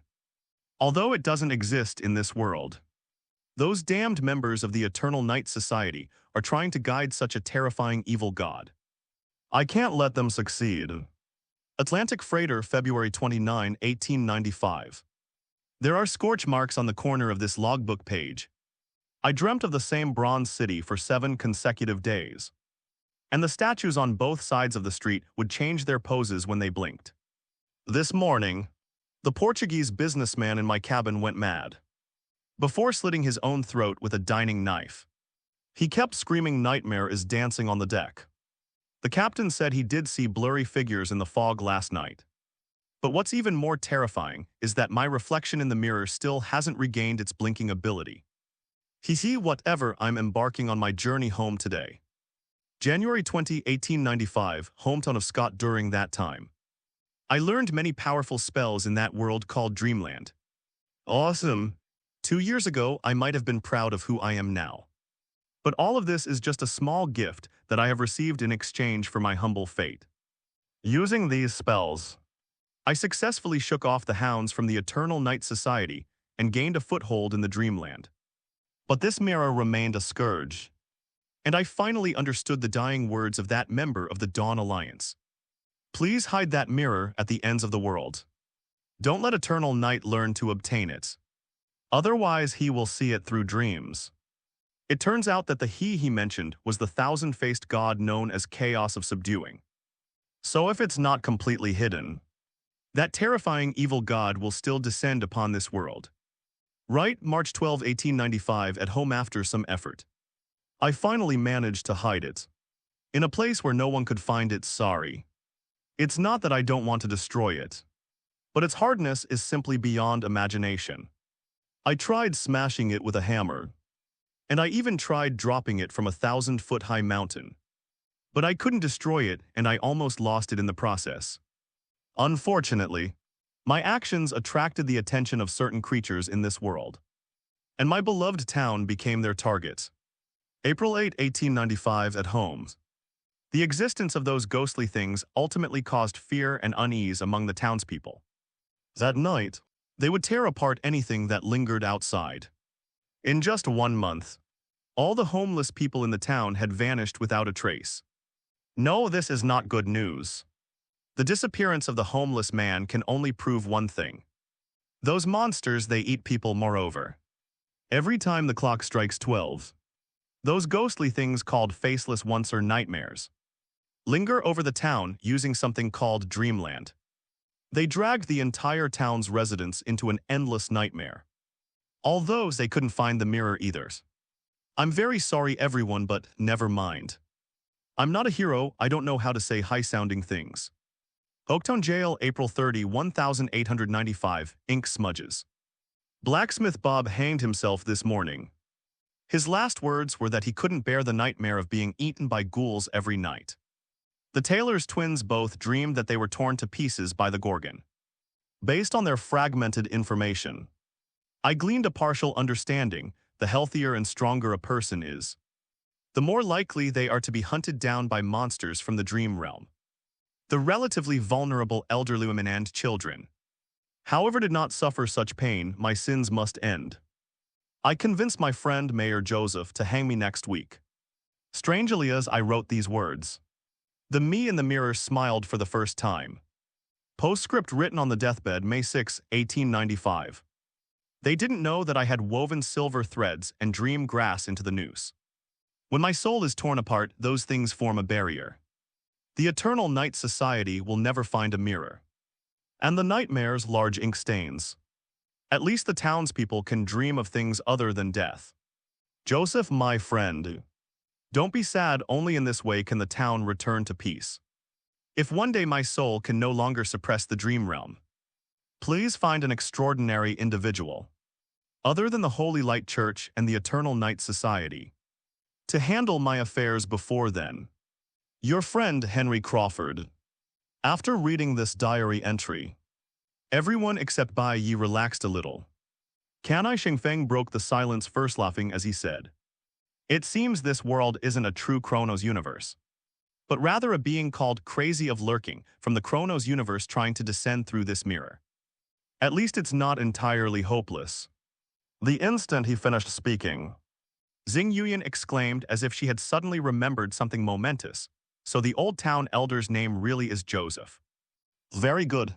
The little girl's thought process is exactly the same as mine. The spirit hunter looked at her speechlessly and couldn't help but retort. Isn't your thought process a little weird? We went through all that trouble to find this diary. Not to get hung up on the mayor's name, Xing Yuyan whispered. You guys don't know. The old town mayor looks just like elderly Joseph Joestar from JoJo's Bizarre Adventure. And I never knew he was actually named Joseph. Baiye wanted to say something more, but suddenly he became alert, as if some unseen force of fate had quietly descended upon him. It felt as if someone was using deductive reasoning to predict his fate. He frowned, his hands silently clasped behind his back, forming one hand seal after another. Countless miniature hexagrams swirled around him, shielding him from the power of divination. No. Who is this guy who hates me so much that he actually used divination techniques to scheme against me? Could it be that old B***** D. Charles's butler? Or perhaps it's some ruthless and powerful figure in the cultivation world who's trying to deduce his existence across countless realms. That shouldn't be the case, after all. He disappeared from the cultivation world for so many years. And apart from occasionally going to some cult or demonic sect to loot, he didn't do anything else, did he? Fortunately, the opponent's deductive power didn't seem too strong. And even with his current mediocre cultivation level, he was able to mount a counterattack more kindly. Standing to the side, keenly noticed Baiye's subtle movements and asked in confusion, "What are you doing?" Baiye shook his head. "It's nothing." However, his brief moment of distraction, coupled with his seemingly nonchalant demeanor after reading the diary, still made Mo Kyanli somewhat suspicious. He seems to know something. Tianlangxing Class 3 Vocational Program Zhongbei No. 1 Middle School. A lazy atmosphere permeated the class. Most students were chatting quietly or dozing off. Sunlight streamed through the window, casting dappled patterns on the desks. At this moment, Su Lei was sitting in the back seat, her eyes gleaming with a deep blue light. Her expression was focused and mysterious, holding a straw doll in one hand and pulling a thread torn from Baiye's clothes in the other. Just then her deskmate Lin Xiaoqian woke up from her sleep. Lin Xiaoqian was originally a chatterbox with a lively and cheerful personality. When she woke up, she saw Su Li holding a straw doll and couldn't help but let out a soft "him." "Ah, Liz, what are you doing? What are you doing with that straw doll? Are you performing some kind of mysterious ritual?" Lin Xiaoqian came over with a curious look on her face, chattering away with questions. Just then, the ethereal light in Su Lei's eyes vanished, leaving her looking somewhat lost. Lin Xiaoqian's voice suddenly startled her. She looked at the straw figure in her hand, somewhat puzzled, yet somehow sensing that it was very important to her. So she hurriedly hid it behind her back and pretended to look out the window nonchalantly. "And nothing, I was just playing around," Su Li stammered. Her eyes flickering slightly, Lin Xiaoqian didn't give up. She stared curiously at Su Lei and continued to press. Just playing around, is this some new game? Teach me. I want to play too. Ali, you've been acting a bit mysterious lately. Have you been learning some kind of mystical ritual? I'll tell you, I'm actually quite interested in these things too. How about we discuss it, as Lin Xiaoqian spoke. She gradually shifted the topic and stopped pursuing Su Lei's behavior. This finally relieved the latter. And the dark blue in her eyes lit up again. Brother. He's all right, but he seems not so simple either. Lost in the eternal night. After confirming that those unspeakable evil gods did not currently exist in this world, everyone breathed a sigh of relief, and the atmosphere gradually returned to normal. Seeing this, the spirit hunter cautiously asked, "So what should we do next, the Holy Light Church? Are we still going to fight them, actually?" It's not surprising that the spirit hunter seemed a bit timid in this dungeon. After Alan dispatch missions, unless it's like the mechanism in last night's dream, where you can be resurrected after dying otherwise. Under normal circumstances, if someone dies, then they really are dead. He could tell that these guys were so brave because they must have some kind of trump card to save their lives, such as a dungeon exit ticket or a resurrection coin. But he was too poor to afford these things. So when he was less than 60% sure, naturally hesitated. Sure enough, upon hearing his question, everyone else said they wanted to fight. Xing Yuyan also suggested that they should not only fight, but also set a trap right now. Even the wilderness hunter couldn't dissuade them. So he had no choice but to go along with their reckless behavior. Soon, the group replenished their energy and set off towards a canyon located a dozen miles outside the town. This is the passage connecting the town of Sterling to the city of Wiltridge. Without this passage, Sterling would have to take a long detour to reach Wiltridge. After arriving at the canyons, the group first carefully surveyed its terrain. The canyon is treacherous, with steep walls on both sides and a narrow bottom, making it an ideal place for an ambush. Finally, they reached the narrowest point of the canyon. Immediately afterwards, Xing Yuyan triumphantly pulled out 10 alchemical bombs. Seeing this, the others couldn't help but twitch their lips, secretly wondering just how many alchemical bombs this little girl had stuffed into her backpack. She had taken several from the basement earlier, and now she still has so many. Xing Yuyan didn't care and was about to dig up the soil and bury it there. But Baiye reacted quickly, immediately stopping her. Wait. Digging it up like this in broad daylight would be too obvious. We need to plant the bomb discreetly. Without alerting the enemy, he turned to Mo Qianli and said, "Qianli, could you please help me? Use your shadow abilities to bury the alchemical bomb directly. That way, we won't damage the land and risk alerting the Vatican."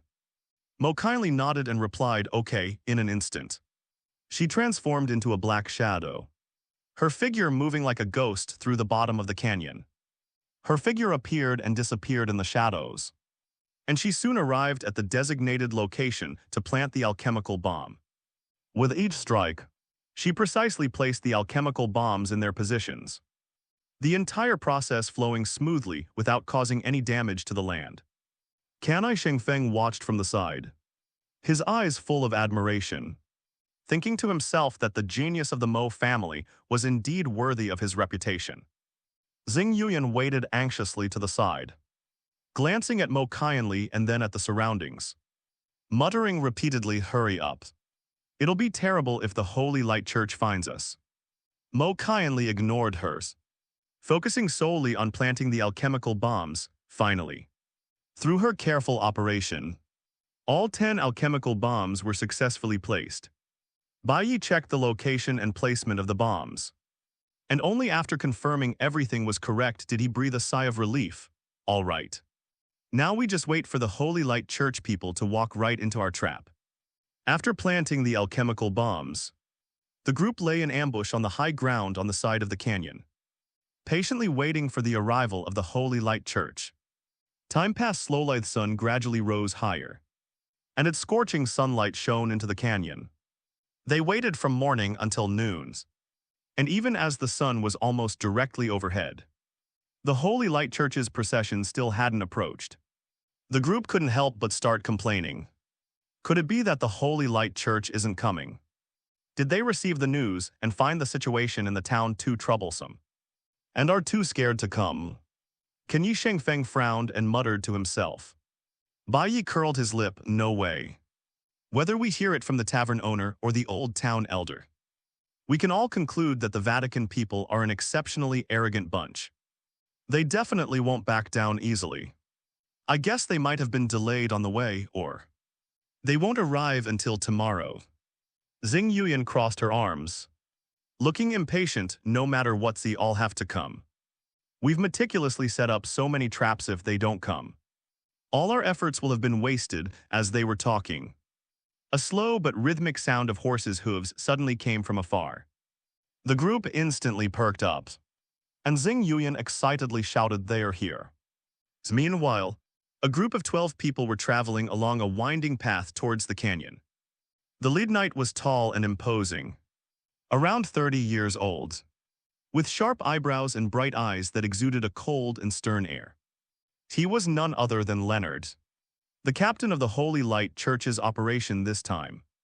He was clad in heavy silver armor, each plate engraved with sacred runes, swaying slightly with the horse's gait, gleaming with a low-key yet luxurious luster. His deep blue eyes were fixed on the shadowy canyon ahead, his gaze filled with caution and vigilance. Running alongside him on his left was Gavin, a middle-aged man with a thick beard. His armor was a deep, dark green and a long-handled giant hammer hung at his waist, the handle wrapped with worn leather tassels.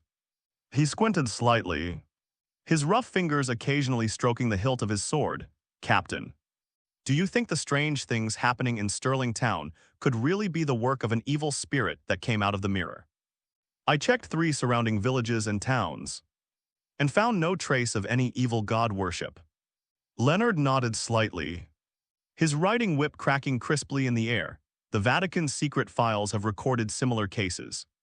3 years ago, Twilight City also experienced a spatial distortion, which was later discovered to be the Eternal Night Society using ancient artifacts. As he spoke, he glanced at his companion on his right. The ever-silent Evans was gently touching the silver cross on his chest with his gloved hand, his dark red cloak fluttering in the wind. Those damned rats dared to lay a finger on the sacred artifacts. Gavin's Adam's apple bobbed, his rough voice filled with suppressed rage. The Vatican should have dealt with them long ago. "Enough with the noise," Leonard interrupted coldly, his gaze sweeping over the weeds swaying in the wind at the canyon entrance. "The people of the Eternal Night Society are like rats in the gutter, always thinking they can steal the day and night right under the noses of the gods." He suddenly pulled on the Rian sand. His warhorse reared up, its forelegs drawing sharp arcs in the air. The 12-man column suddenly stopped, and the rhythmic sound of horses' hooves ceased abruptly. Gavin stumbled half a step from the momentum, and by the time he could see clearly what was in front of him, his longsword was already 3 inches from its sheath. "Captain, something's not right." Leonard dismounted, the chainmail and iron boots clanging softly. But he quickly remounted, his gaze cold as he commanded, "Ha! An ambush, keep going. I want to see what these rats are up to." When the players saw the Holy Light Church's group stop, they thought the ambush plan was going to fail, and a hint of disappointment appeared on their faces. But to my surprise, these arrogant guys, knowing there was an ambush, still went in. They exchanged a smile, breathed a sigh of relief, and began to silently wait for the perfect moment. After the other party approached, they used the system's functions to check the other party's level and template. Mo kindly spoke first, a hint of seriousness in her eyes. "The 9 knights behind us include 5 level 15 and 4 level 16 knights, all junior elites." Her voice wasn't loud, but it was loud enough for the people around her to hear clearly. "The 3 knights ahead, 2 of their lieutenants are level 18 elites, and the leader is level 20. His stats are almost boss level." Then she turned to Baiye and asked, "Should we fight?" Upon hearing this, the others all turned their gazes to Baiye, clearly believing that this guy was mysterious and might have some hidden trump card. Baiye narrowed his eyes slightly, pondered for a moment, and finally nodded heavily saying, "Let's fight." The group tensed up, their initial relaxation instantly transforming into intense focus. They stared intently at the knight's steps, their hearts pounding involuntarily, just as the papacy's knights successfully entered the area where they had planted the alchemical bombs. Baiye suddenly shouted now. Xing Yuyan disregarded everything else and immediately clicked on the virtual screen in front of her to detonate the alchemical bomb. Boom, with a deafening roar that echoed through the canyon. The entire canyon was instantly shaken by this powerful force. The explosion of the alchemical bomb produced a blinding light, like a blazing sun suddenly bursting forth in the dim canyon. Immediately afterwards, a surging shockwave, centered on the explosion point, spread wildly outwards like a roaring beast with overwhelming force. Accompanying the shockwave were boulders and dust flying everywhere. The boulders, like bullets swept by a gale, whistling in all directions, the dust, like a huge and thick net, instantly enveloped the entire battlefield, completely obscuring visibility. The shockwave from the explosion made the earth tremble, and countless deep cracks appeared in the ground, as if the earth itself was groaning in pain in the face of this force. The once orderly and disciplined knightly ranks were scattered and broken in the instant of the explosion. All the knights, including Leonard Gavin and another lieutenant, were thrown off their horses by the powerful impact. The 9 level 15 and 16 elite knights were the first to be hit. They didn't even have time to react before being thrown several meters away by the blast wave. Some knights were blasted into the air and then crashed heavily to the ground like kites with broken strings, raising a cloud of dust. Some knights were thrown to the ground by the blast wave, their bodies sliding several meters across the ground, leaving 2 long trails of blood. Their armor shattered from the impact of the explosion, with fragments flying everywhere. Even worse, several knights with weaker defenses were blown to pieces on the spot, their shattered limbs scattered all over the ground, their blood staining the earth red. They didn't even have time to scream before they fainted on the spot, their lives beginning to wither away like delicate flowers. The 2 deputies and Captain Leonard, despite their strength and defensive capabilities, were still seriously injured by the powerful explosion. All of them felt a tightness in their chests, and a mouthful of blood uncontrollably welled up in their throats. But they forced themselves to swallow it back. They felt as if their internal organs had shifted, and their entire body was in excruciating pain. Especially their warhorse, which had followed them for many years and accompanied them in countless battles, was not spared at this moment. The horses were thrown high into the air by the blast wave, rearing up with a piercing neigh before crashing to the ground and remaining motionless. Their armor was also deformed by the explosion, with many cracks and dents, and their helmets were nowhere to be found. Even so, they gritted their teeth and stood up. Captain Leonard, enduring the excruciating pain, quickly scanned his surroundings, his heart filled with anxiety. He saw the knights around him suffering heavy casualties, some still struggling in agony, others already lifeless, and a surge of anger welled up within him. Ignoring his own wounds, he reached for a longsword gleaming with a holy light at his waist and shouted, "Gather together, stay alert." Although Leonard's voice was slightly hoarse due to his injury, it was full of determination and authority. The 2 deputies responded in kind, struggling to their feet and quickly getting up to pick up their fallen weapons. Among them, Gavin, second in command, wielded a heavy warhammer covered in mysterious runes, radiating a powerful aura. His other lieutenant, Evans, held a long spear in his left hand and a huge shield in his right, the shield inlaid with dazzling gems that shimmered in the dim light. They began directing the remaining knights to quickly gather together and form a tight defensive circle. Despite their numerous wounds, the knights, upon hearing the order, rendered the pain, shakily rose to their feet and inching closer to the defensive perimeter. Just as the knights were about to follow orders and huddle together, a burst of gunfire suddenly erupted like popping beans. The gunshots were sharp and piercing, echoing back and forth in the open space. Xing Yuyan's lips curled up slightly, and as she raised her small hand, her 12 mechanical dogs, including the leader of the Paw Patrol, appeared neatly in front of everyone. These robotic dogs are agile, and their pinkish-white shells have an adorable contrast in the sunlight. The magical machine guns they carried on their shoulders, with their unique and imposing designs, were now emitting a deep hum as they began to fire wildly in a rat-a-tat-tat burst. Magic bullets rained down on the knights, carrying powerful impact and magical fluctuations. Upon seeing this, the knights' expressions changed drastically.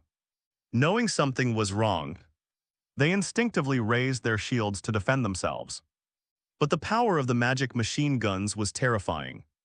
When they fired in dense bursts onto the knights' shields, the sound like firecrackers echoed throughout the entire canyon in just a few moments. The knights' sturdy shields were riddled with holes and cracks appeared. Several knights couldn't help but curse inwardly, wondering where these rat-like enemies got such powerful firearms. Fortunately at this moment, the mechanical dog's magic energy was exhausted. The machine gun's roar stopped abruptly, and it began to recharge, allowing the knights to finally catch their breath. But before they could even breathe a sigh of relief, an arrow wreathed in flames hurtled towards them like a meteor, shattering a knight's shield with a resounding bang. The knight's arm went numb from the shock of the explosion. Before he could react, another arrow, carrying the power of a gust of wind, followed closely behind and pierced his throat with incredible speed. It turns out that the previously slacking off spirit hunter finally revealed his formidable diamond rank 4 strength. He held the bow steadily, his eyes focused and sharp. With just 2 arrows, he had taken down an elite knight of his own rank. He swiftly drew his 3rd arrow, nocked it, and his gaze quickly locked onto his next target. The Holy Light Church's long-standing arrogance meant that even when they were at a disadvantage, Captain Leonard's first thought was not to run away, but to angrily command his troops to launch a counterattack. His face flushed red and he roared, "Maintain formation. Don't panic, counterattacks. Kill these reckless bastards." Seeing this, Canai Xingfeng couldn't help but praise the spirit wilderness hunter. "Well done." He then declared boldly, "Leave that level 18 elite with the gun and shield to me." The instant he finished speaking, he pushed off the ground with both legs, kicking up a cloud of dust and charged towards the enemy. Although Canai Xingfeng was 2 levels lower than his opponent, the opponent had been seriously injured in the explosion, so he felt he still had a chance of winning. Mo kindly didn't back down either, coldly retorting, "Leave the other level 18 elite to me." After saying that, her figure instantly blurred, turning into a dark shadow, and she attacked her target at an extremely fast speed. Seeing the intense battle, Baiye chuckled, slowly rose, and casually summoned the Iron Guardians. He remained calm, pointed at the leader Leonard and said, "Go. Teach that guy a lesson." After he finished giving his orders, the steel guard's eyes suddenly erupted with a violent aura. It raised its headlet out a deafening roar, and charged towards Leonard at an extremely fast speed. Leonard sensed the beast's ferocious aura. His expression changed drastically, and he quickly raised his shield to block. As the Steel Guardian's violent iron fist slammed down, the fist collided with the shield, producing a deafening roar.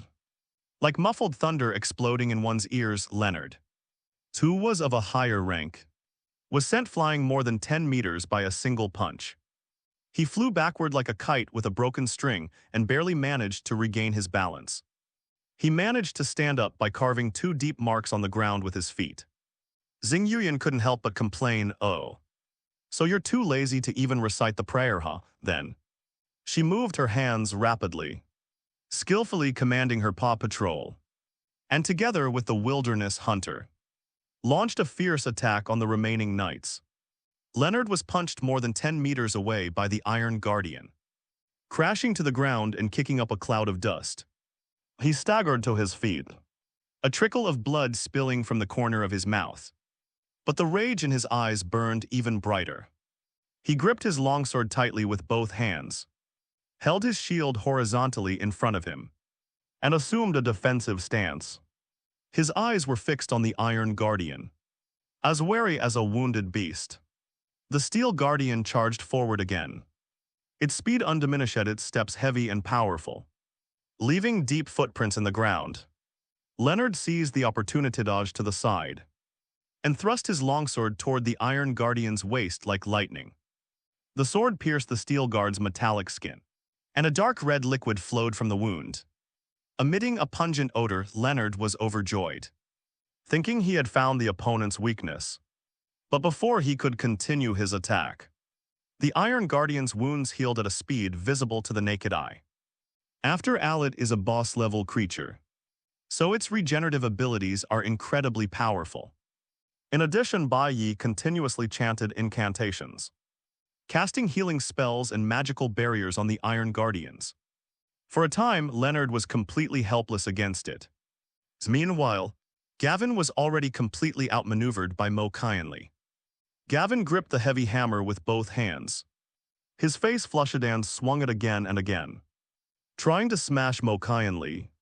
The heavy hammer created a whooshing sound, its power astonishing. But as a hidden assassin, Mo Kyanli was incredibly agile, appearing and disappearing like a ghost around Gavin. She seized an opportunity, taking advantage of a gap in Gavin's swing of his hammer, and stabbed Gavin's right arm with her dagger. Gavin hurriedly retaliated with his hammer, but he was too slow. His arm was cut and blood flowed freely. Furthermore, a dark energy was constantly eroding his body, and even the protection of the Holy Light Church could not remove it in a short time. Ignoring the pain in his arms, Gavin swung the heavy hammer at Mo Kyanli again. Mo Kyanli nimbly jumped aside, easily dodging the attack. Gavin's hammer slammed into the ground, sending up a spray of gravel and creating a large crater. The battle between Canai Shengfeng and Evans reached a stalemate. The two exchanged blows, their swords and spears clashing, sparks flying, taking advantage of his level. Evans' attacks became even more ferocious. His spear thrust out like a venomous snake, each strike carrying immense power. However, his injury affected his speed and strength, making his movements slightly slower than before. Seizing the opportunity presented by Evans's misstep, and anticipating the moment his spear was pulled back after thrusting out, Canai Shengfeng slashed his greatsword fiercely at Evans's shield. With a clang, Evans' shield, already cracked from the magic machine gun fire, was shattered by a single sword strike. Shards of the shattered shield flew everywhere. Evans was horrified and quickly protected his vitals, taking a few steps back on Xing Yuyan's side. 12 mechanical dogs launched a frenzied attack on the 5 knights. The mechanical dogs worked in close coordination. Some bit the knights' weapons, preventing them from attacking properly, while others attacked the knights' legs, trying to trip them. A knight was surrounded by 3 mechanical dogs. He brandished his longsword, trying to drive them away, but the mechanical dogs nimbly dodged and then pounced on him all at once. Their metal teeth bit into the knight's armor, making a harsh scraping sound. Meanwhile, the spirit hunter was not far away, constantly shooting arrows. His arrows were very accurate, and each arrow carried great power. The knights not only had to dodge the mechanical hound's melee attacks, but also had to be constantly wary of his accurate arrows. One knight, whose attention had just been diverted by the mechanical dog, was shot in the shoulder by an arrow from the spirit hunter. He cried out in pain and almost dropped his weapon. The knights of the Holy Light Church were beginning to panic. Their original arrogance and confidence had been completely worn away in this battle. Seeing this, Leonard knew he couldn't let things continue. He took a deep breath, focused his mind, raised his longsword high and shouted, "Holy light, gather within me instantly." A blinding light emanated from his body, so bright that it was almost impossible to open one's eyes. The longsword in his hand shone brightly, as if it had been infused with boundless power. He brandished his longsword and charged towards the steel guardian. The sword strike carried immense power and divine light, causing a buzzing sound in the air, as if the very space itself trembled from the force. Sensing the sudden surge in the opponent's aura, Baiye saw Leonard's status information clearly displayed on the system panel before him. At this moment, Leonard's strength and physique were approaching those of the Iron Guardian, and his agility attribute was firmly suppressing it. Wow. As expected of a level 20 unit close to the boss template. Although it won't last long in this state, judging by its momentum, the Iron Guardian might actually be defeated. Baiye chuckled lightly, showing no fear. A smile played on his lips as he said softly, "So you're the only one with an amplification, huh?" Before he could finish speaking, Baiye had already raised his staff high. The gem at the tip of the staff gleamed, and an amplification spell condensed into a mysterious beam of light, shooting straight toward the Iron Guardian. The light instantly merged into the Steel Guardian's body, which let out a roar, its aura becoming increasingly violent. The Iron Guardian charged toward Leonard again, faster and seemingly stronger than before. Leonard sensed the change in the Iron Guardian, a hint of shock flashing in his eyes. But he quickly calmed down, rapidly adjusted his tactics, gripped his longsword tightly with both hands, and became even more vigilant in dealing with the Iron Guardian's attacks. Meanwhile, on the other side, the battle between Canai Shengfeng and Evans intensified. With his agile movements, Canai Shengfeng constantly circled around Evans, looking for an opportunity to attack.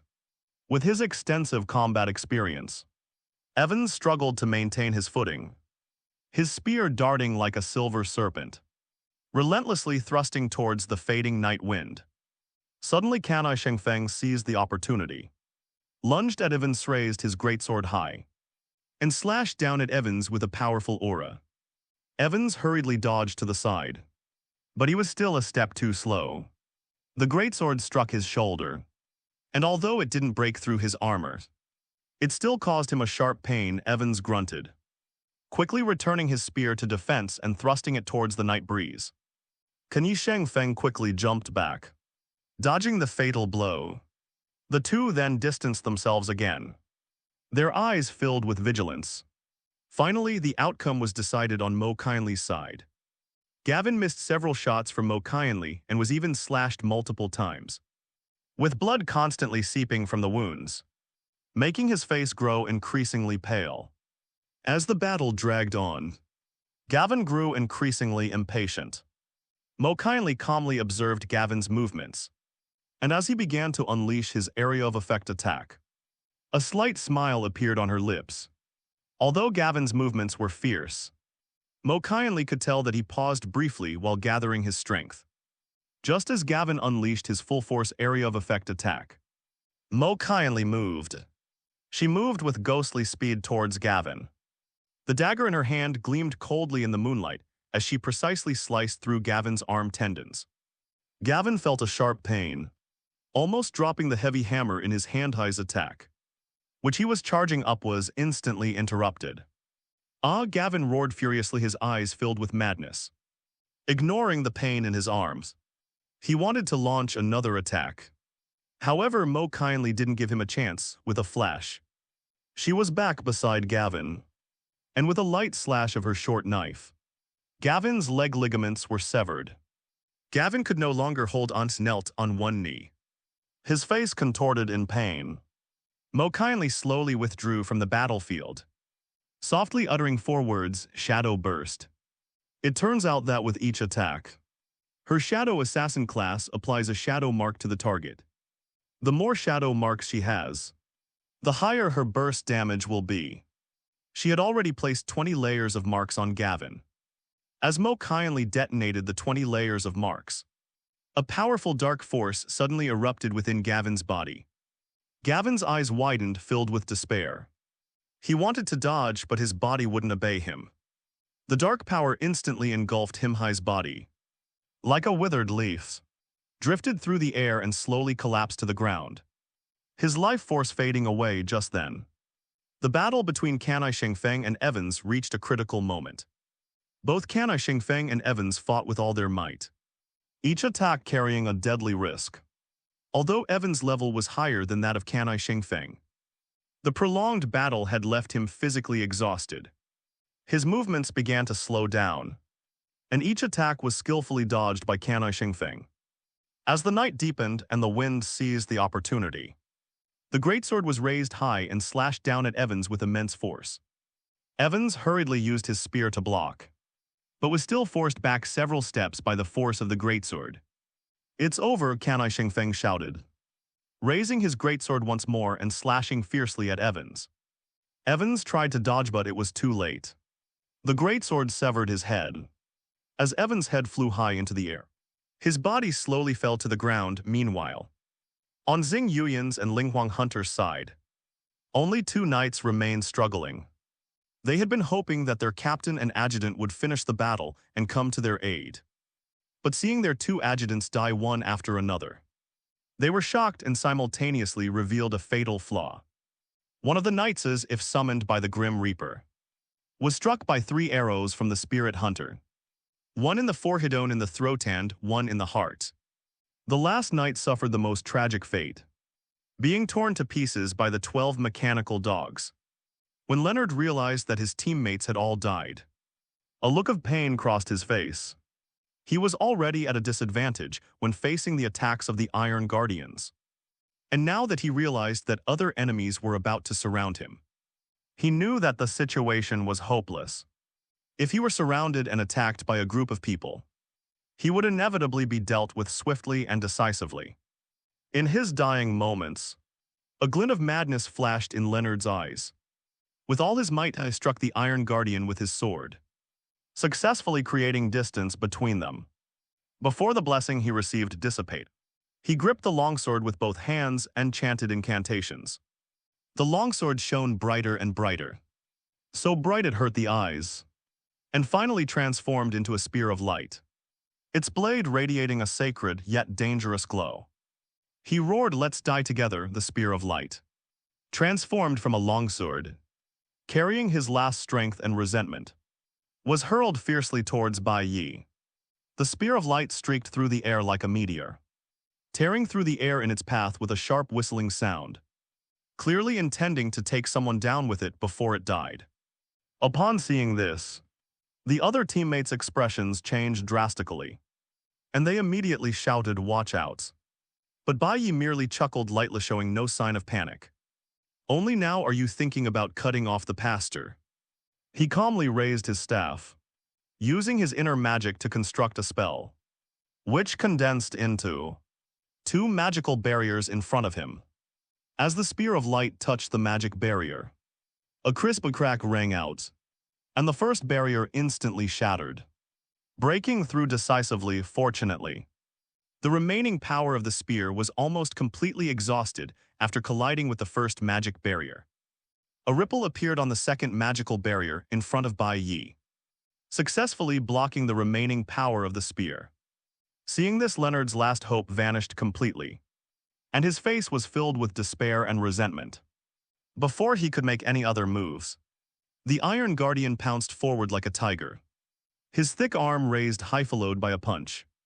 With a muffled thud, Leonard's head exploded like a watermelon, and his body collapsed limply like a pile of mud, thus ending his life. Double casting. How is that possible? After the last enemy was completely dead, the expressions of the other 4 players, apart from Baiye, became extremely horrified because double casting.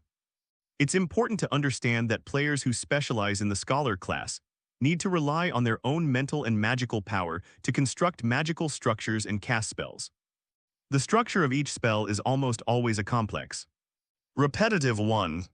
Just conjuring one requires extraordinary concentration, while scholar-style players have no skill cooldowns. That doesn't mean they can cast 2 skills simultaneously. At the very least, there needs to be a precast animation for the second skill. Right. But everyone was right about the 2 magic barriers Baiye had just created. They were released simultaneously. In other words, he's already capable of dual casting. Baiye glanced at them nonchalantly as if to say, "You're all so ignorant," and said, "It's just double casting. What's so strange about it?" Upon hearing this, the group instantly sensed his strong Versailles aura, but dared not refute him, fearing that this scoundrel would continue to ridicule them. Mo Qianli remained calm. After delivering a final blow to the heart of each enemy, she slowly stood up and addressed the others. Let's divide the spoils. Jotaro took down the enemy's commander. So he should go first. Anyone have any objections? The group all turned to look at Baiye. Then shook their heads. No objections, just kidding. With their level 18 boss summoned units, they could practically wipe them all out.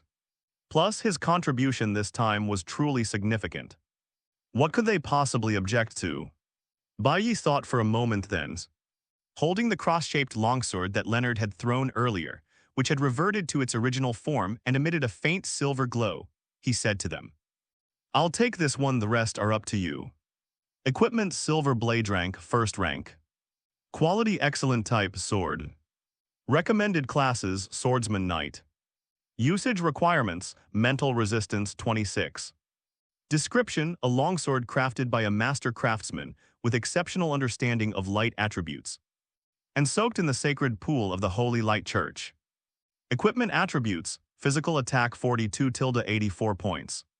Strength +4 tilde 8 points. Agility +4 tilde 8 points. Constitution +2 tilde 4 points. Spirit +4 tilde 8 points.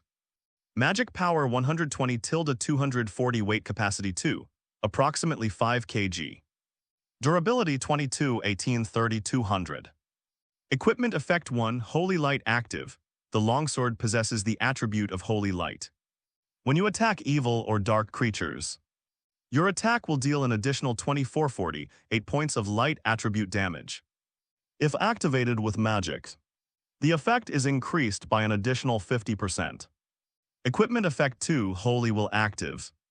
Consumes all of the user's light attribute magic power to condense various weapon forms with their will, greatly increasing their own attributes up to +100%.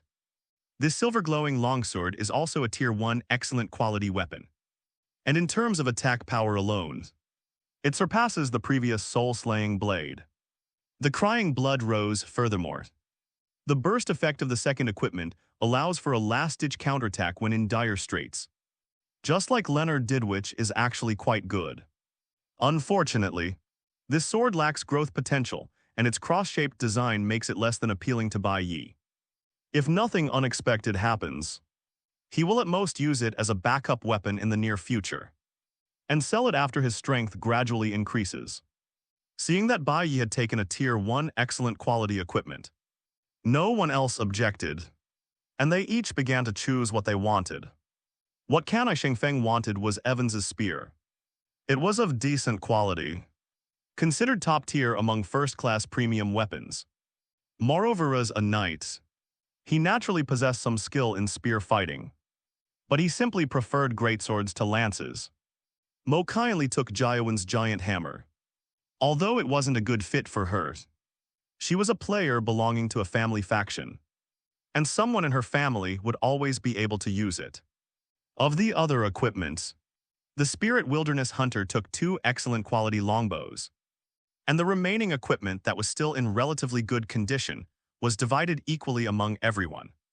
As for Xing Yuyan, Hahash really went all out, taking all the broken equipment and materials in the arena except for the portion she was allotted. However, considering that Xing Yuyan contributed 10 alchemical bombs this time, weakening the enemy's strength by half before the battle even began, no one had any objections to her. However, just as they began collecting the bodies of their enemies, intending to see if they had any valuables hidden on their bodies, the group paused, their gazes all falling on the purplish-black amulets at the knight's waists. This amulet was no bigger than the palm of my hand, yet it felt heavy in my hand. The material seemed to be some kind of unknown metal, and its surface faintly shimmered with a cold purple light. The amulet's surface was covered with ancient and complex runes, whose lines like twisted snakes and worms, intertwined and entwined, exuding a mysterious aura. Between the runestone, black crystals were embedded, like cold stars twinkling in the deep night sky, occasionally shimmering with an eerie glow under the light. Mo kindly reached out first and took a talisman from a knight, examining it carefully in her hand. The others also gathered around, each pulling off a talisman to examine its information. Item: Knight Amulet rank, first rank. Quality: excellent type, jewelry. Recommended equipment class, no restrictions. Usage requirements, none. Description, this is a fusion of the essence of the night elves and mysterious obsidian. Legend has it that it absorbed endless dark power in an ancient tomb at night, thus gaining the magical power to protect the wearer. Equipment attributes, mental resistance plus 10. Weight capacity 0.01, durability 600. Equipment effect 1, blessing of the night passive, when it is nighttime. The amulet increases the target's spirit resistance by 25%. This effect only applies to targets with spirit resistance less or equal to 100. Equipment effect dream resistance passive, when in a nighttime environment. This item resists dream invasions, ensuring the wearer's safety within the dream realm. Everyone looked at the information on the amulet, and their faces lit up with surprise and delight. This is actually an item that can resist dream invasion. If they're wearing this thing, does that mean they won't have to enter that dangerous dream world when the dream mirror attacks them again tonight? Great, with this, we won't have to go through those terrifying things tonight. The spirit wilderness hunter spoke first, his tone filled with surprise. Xing Yuyan was also very happy, clutching the night amulet tightly in her hand, after all. In last night's experience in the dreamland, she and the spirit wilderness hunter had suffered the most. The other three, however, didn't think that way instead. They pondered the meaning behind the dungeon giving players these night amulets at this moment. Baiye, who had almost complete control over the entire storyline, curled her lip in thought to herself. If the storyline proceeds normally, players will likely get a beating in the dreamland on the first day. Then after arriving at the Holy Light Church the next day, try to obtain 5 night amulets from them to stay awake at night. Through their combined efforts, they defeated the nightmares and chased them to Henry's house. After meeting Henry, they learned that the key to clearing the dungeon lay in the dreamland, in the lair of the Gorgon giants after a fierce battle, or by using cunning to reclaim the dreamland, and then figuring out how to destroy it. Unfortunately, this time a weirdo appeared in the dungeon. Not only did it not enter my dreams on the first night, it also wiped out the nightmare horde, allowing me to meet Henry early and learn how to clear the dungeon. Before long, the group returned safely to their hotel in the town. Upon entering, the spirit wilderness hunter collapsed into a chair with a thud, as if all his strength had been drained away. Then, his feeble groan suddenly rang out, "I feel like I'm completely drained. Not a drop left, give me some time to recover." Kanai Shengfeng, standing nearby, kept rubbing his shoulders, muttering, "I'm exhausted too. I've used up all my energy I need to go back to my room and rest." Xing Yuyan even pulled out a multifunctional massage chair, lay down on it and slept peacefully. Only Baiye and Mo Qianli were all right. The former didn't expend much energy at all, and the iron guards did all the dirty and hard work. The latter never shows any signs of fatigue in front of anyone, even when leaning against a wall with their eyes closed to rest. Their body remains constantly tense. After everyone had rested enough, Kanai Shengfeng said, "We have about a day and a half left in the dungeons right now. All we know is that Henry Crawford hid the clues to clearing it. Do you guys want to think about where that guy might have hidden the dream mirror?" The spirit hunter remained slumped in his chair, listlessly saying, "Whatever. This dungeon's difficulty is ridiculously high, I feel. Even if we don't complete the main quest, it's not a big deal, since there's no penalty for failure. And we've already made enough money this time." Xing Yuyan rolled over, hiding her face with her arm, and said lazily, "I've already scanned the entire town with the beetle detector, and I can't find Henry Crawford's dilapidated house at all. Seriously, you two asked around all day yesterday, and you really didn't find a single clue." Kanai Shengfeng continued rubbing his neck, saying helplessly, "There's nothing we can do. The townspeople here are extremely secretive about this. My hunter brother and I took out all our shillings, but they wouldn't utter a single word. Even bribes don't work in this godforsaken place." Mo Qianli suddenly opened her eyes, turned her head to look at Baiye, her gaze sharp. "Mr. Jitaro, is there something you're hiding from us? For example, what exactly did you do last night? Your attitude towards that diary in the abandoned warehouse. It didn't seem right, Baiye glanced at his teammates. Chuckledand replied, oh. The assassin's senses are quite sharp. Xing Yuyan jumped up immediately, rushed to Baiye's side, and barely managed to grab his collar by standing on tiptoe. You little brat. You're really hiding something from us, tell us now. Or you won't be leaving here alive. The latter grabbed her by the back of the collar and pulled her aside. I have good news and bad news. Which do you want to hear first? The spirit wilderness hunter's lips twitched, and he retorted, we don't want to hear bad news. Just tell us the good news. Baiye held up one finger and gently shook it. No, no, no. This good news and bad news are sold as a package deal. So if you hear one, you have to hear the second. Canai Shengfeng shook his head helplessly, then tell me the good news first. They all nodded, clearly wanting to hear what good news Baiye had to offer. I know where that mirror is. The room fell silent for a moment the instant Baiye finished speaking. The spirit wilderness hunter immediately did a somersault and jumped up, hurriedly asking where is it. Then he realized what he'd said and his face fell. You're not trying to say that the location of that mirror is the bad news you were talking about earlier.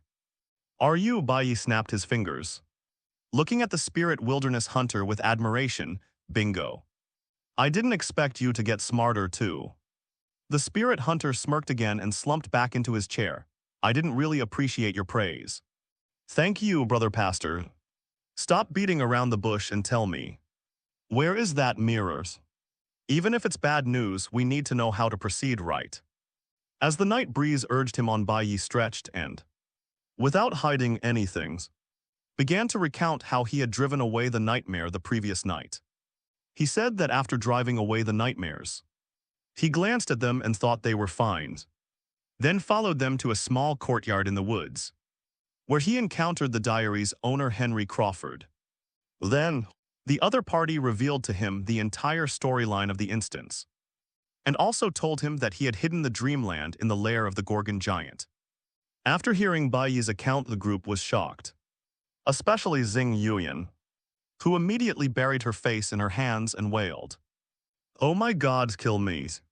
Why would that old B***** D. Henry hide the mirror in that monster's lair? Is he crazy after all?" They had gone to great lengths to obtain the night amulet, hoping to avoid entering that horrible place tonight. Little did they know that the key item for the main quest was actually inside the Cug Giant's lair. The spirit hunter was the most qualified to speak about the ancient giant. After all, he had been killed and crippled by it once. Upon hearing that the dream mirror was in the ancient giant's lair, he instinctively shuddered and muttered under his breath, "Maybe we should just skip this main quest. There's no penalty for failure anyway. And we've already made enough." The other three ignored the two guys who had died twice in the dream mirror, and instead began to seriously analyze the feasibility of retrieving the dream mirror from the Cug Giant's lair. Canai Shengfeng frowned, tapping his fingers lightly on the table. We should all know the strength of that ancient giant. A level 21 boss unit. Even if our inventory slots weren't restricted, I doubt we could defeat it. Let alone in the dream realm where we have no equipment. Mo kindly also said thoughtfully, in the dream realm, besides the ancient giants there are also many ghouls, moon beasts, demons, and other creatures. Or perhaps we could lure a group of other creatures to distract it, and then sneak into its lair to retrieve the dream mirror. Seeing this, Baiye rolled her eyes and said irritably, "Don't waste your brain cells thinking. I'll go in and take a look myself. You all just lie down outside, I'll take you for a ride." Upon hearing this, everyone was stunned. The spirit wilderness hunter exclaimed in surprise, "What? You alone?" Xing Yuyan quickly pulled him aside and scolded him in a low voice. "Are you out of your mind? The Dreamlands disable all inventory slots. What can a priest like you do without any gear in the early game? Even if you want to complete the main storyline of the dungeon, you don't need to push yourself so hard. Oh, you, not far away." Canai Shengfeng and Linghuang Lixia also looked at Baiye with the same gaze they had given him. Clearly not optimistic about him either, after all. It's not impossible for a Tier 1 character to fight a Tier 2 character. But you'd at least need the right equipment, right? Did he really think his level 18 boss summon could hold off the Kug Giant for long? What a joke, the same boss unit, the Tier 2 Grog Giant, can be killed in less than 2.5 minutes. Even if Baiye manages to seize the Dream Mirror. Losing such an important combatant would be a huge loss, no matter how you look at it. Mo kindly frowned and asked about another matter. Do you also have a summon that uses some kind of sharp weapon as a weapon? Baiye was taken aback, then seemed to guess something, and lazily asked, what from what you're saying? You still want to enter the Dream Mirror with me? Mo kindly nodded without hesitation. If you really have another summoned creature, and its strength is no less than your Platinum Star, then we can give it a try. Baiye flatly refused. No. Having other people around will affect my performance. If you guys have nothing to do tonight, you could think about how to catch and kill that high-ranking member of the Eternal Night Society. That'd probably boost your rating a lot. The group was stunned because from his words. It was clear that he was subtly implying that Mo kindly would hold him back. Young man, are you really that arrogant? Mo kindly clearly understood his meaning. And even with her aloof personality, she couldn't help but feel a little angry. All right.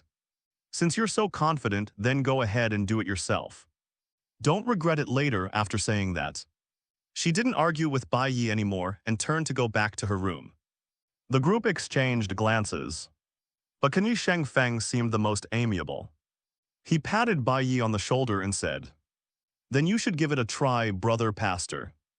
It's only the second night anyway. After he finished speaking, he left with the spirit wilderness hunter. After everyone else left, Xing Yuyan exclaimed in surprise. Well, this is the first time I've ever seen Mo kindly so angry. You're something else. You actually think that Jianbei's #1 genius is holding you back. How arrogant. Baiye shrugged and said, there's nothing I can dodge, just telling the truth. I can use some trump cards in the dream, but it's not convenient for others to know. If she goes in, I really won't be able to perform well. Hearing this, Xing Yuyan nodded. You've been so secretive. But are you really confident you can retrieve that broken mirror by yourself? Baiye said calmly, don't worry, I know what I'm doing. After saying that, Baiye didn't wait for a response. Feeling that he had rested enough, he went out again. With the kind directions from the townspeople, we arrived at the town's church, the church in Sterling. Despite the numerous terrorist incidents that have occurred in recent years, has always been frequented by many devout believers. However, it was afternoon, and both the priests and nuns were taking a nap, so the church seemed rather deserted. Baiye's purpose in coming here is actually very simple. Since the Holy Light Church's knights have been eliminated by the players, the church will definitely conduct a rigorous investigation into the matter afterward. To prevent their actions from implicating the town, Baiye decided to have the priest check their statements before clearing the dungeon. This would subconsciously convince him that the Holy Sea's knightly ranks were wiped out by the Eternal Night Society. However, due to Captain Leonard's formidable strength, he managed to wipe out most of the Eternal Night Society's forces before his death. Unfortunately, their bodies were all taken by a knight servant named Colin Gray from the Eternal Night Society. He was powerless to stop him and was seriously injured in the process. The brainwashing of the priest went very smoothly after all. He was only an elite unit at level 16. With the help of various mental items, Baiye quickly finished the finishing touches and was ready to perfectly clear the dungeon after tonight. Nighttime, No. 116 Pijang Street. This was a desolate place, with broken walls casting shadows in the moonlight. A mysterious figure dressed in black robes gently landed in the center of the ruins. On his robe, silver threads shimmered faintly in the night, outlining strange runes beneath his hood. A pair of deep blue eyes glowed faintly in the darkness, as if they could pierce through the void. The man in black robes looked around, his brows furrowing slightly. He took out an ancient compass from his sleeve, and the pointer spun wildly before pointing deep into the ruins. How could this be? He looked down at the compass, his voice low. Isn't this the correct position? He walked toward a collapsed building, each step leaving a faint blue trail of light on the ground. In the deathly silence all around, the only sound was the rustling of his robes. Suddenly, he stopped abruptly and stared at a fragment of an alchemical bomb. This is all. He squinted just then. A look of confusion flashed in his eyes, which quickly turned into shock. He looked down at another prop in his hand, a pendant inlaid with a purple crystal. No way, my base is so big. I was only a day late and all my men were wiped out. The man in black robes muttered to himself, his voice filled with disbelief. He began chanting incantations rapidly, his black robes billowing even without wind. A magic circle spread out from beneath his feet, and strings of runes rose into the air. As the incantation was completed, a beam of light shot into the sky, but in an instant it seemed to sink into the sea without eliciting any response. No one's receiving it, they didn't dare refuse my message.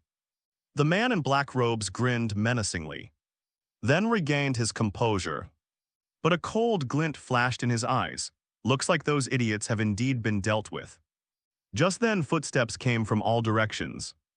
The man in black robes immediately turned around, his right hand already tightly gripping the staff in his hand. Come out, I can already sense your presence. From behind the ruins players emerged one by one, with only Kana Shengfeng and Linghuang Lixia being made public. In addition, 10 fully recharged mechanical dogs surrounded the man in black, their magic laser guns on their shoulders appearing to be fully charged. As for Mo Qian Lish was currently concealing her presence, trying to find an opportunity to deliver a fatal blow to Temple. Just then, Kan Yi Shengfeng and the others heard Xing Yu Yan's excited voice. A level 19 soul trait boss, a nightmare mage, please. Everyone, I entered this dungeon specifically for a soul trait boss core. You absolutely have to keep him alive. No sooner had she finished speaking than Xing Yuyan took the lead, remotely controlling the mechanical dog to activate its magic machine gun. Instantly, the sound of its gunfire filled the air. Battle is about to break out. Returning our attention to Baiye. He sensed the battle the moment it began, but at this moment, he had no mind to pay attention to the battles of his other teammates. Instead, he was using his improved Great Dream of 1,000 Autumns to search for the entrance to the Dream Mirror.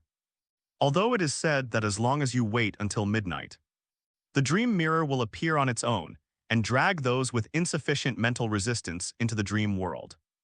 But being proactive and being passive are two different things. As long as the dream realm exists within the town's boundaries, he can find the entrance. Baiye sat cross-legged in the simple hotel room, his hands rapidly forming hand seals, chanting incantations. The modified Great Dream of 1,000 Autumns spell began to form a strange blue halo around him. This spell allows his mental energy to travel between reality and illusion, searching for traces of the dream mirror. His spiritual power seemed to transform into an invisible thread, continuously extending and probing through the air. Suddenly, a subtle fluctuation caught his attention. Baiye suddenly opened his eyes and locked onto a slightly distorted space, the entrance to the dream mirror that he had sensed. He took a deep breath and, without hesitation, used his mental power to make contact with the entrance to the dream mirror. With a dizzying sensation, his consciousness finally entered the dream world. At this moment in the dream mirror, the full moon hangs high in the pitch-black night sky, its cold light mercilessly scattering across this eerie land. Under the moonlight, the ground appeared a strange, ethereal blue like a flowing river, yet utterly silent. The surrounding trees were twisted into eerie shapes, their branches stretching towards the sky like withered arms. The leaves rustled gently in the breeze, making a sound like countless people whispering to each other. Upon learning that he had successfully entered the dream realm, Baiye immediately checked his inventory. Great. The inventory wasn't blocked. It seems there are different treatments for those who enter voluntarily and those who enter involuntarily. He steadied himself and, following the route that Mo Qianli had planned from memory that afternoon, began to stride forward toward the lair of the huge giants. The ground of the dream mirror was not flat. It was covered with pebbles and potholes of varying sizes. With each step one could feel a sticky sensation. as if stepping on the surface of some unknown creature.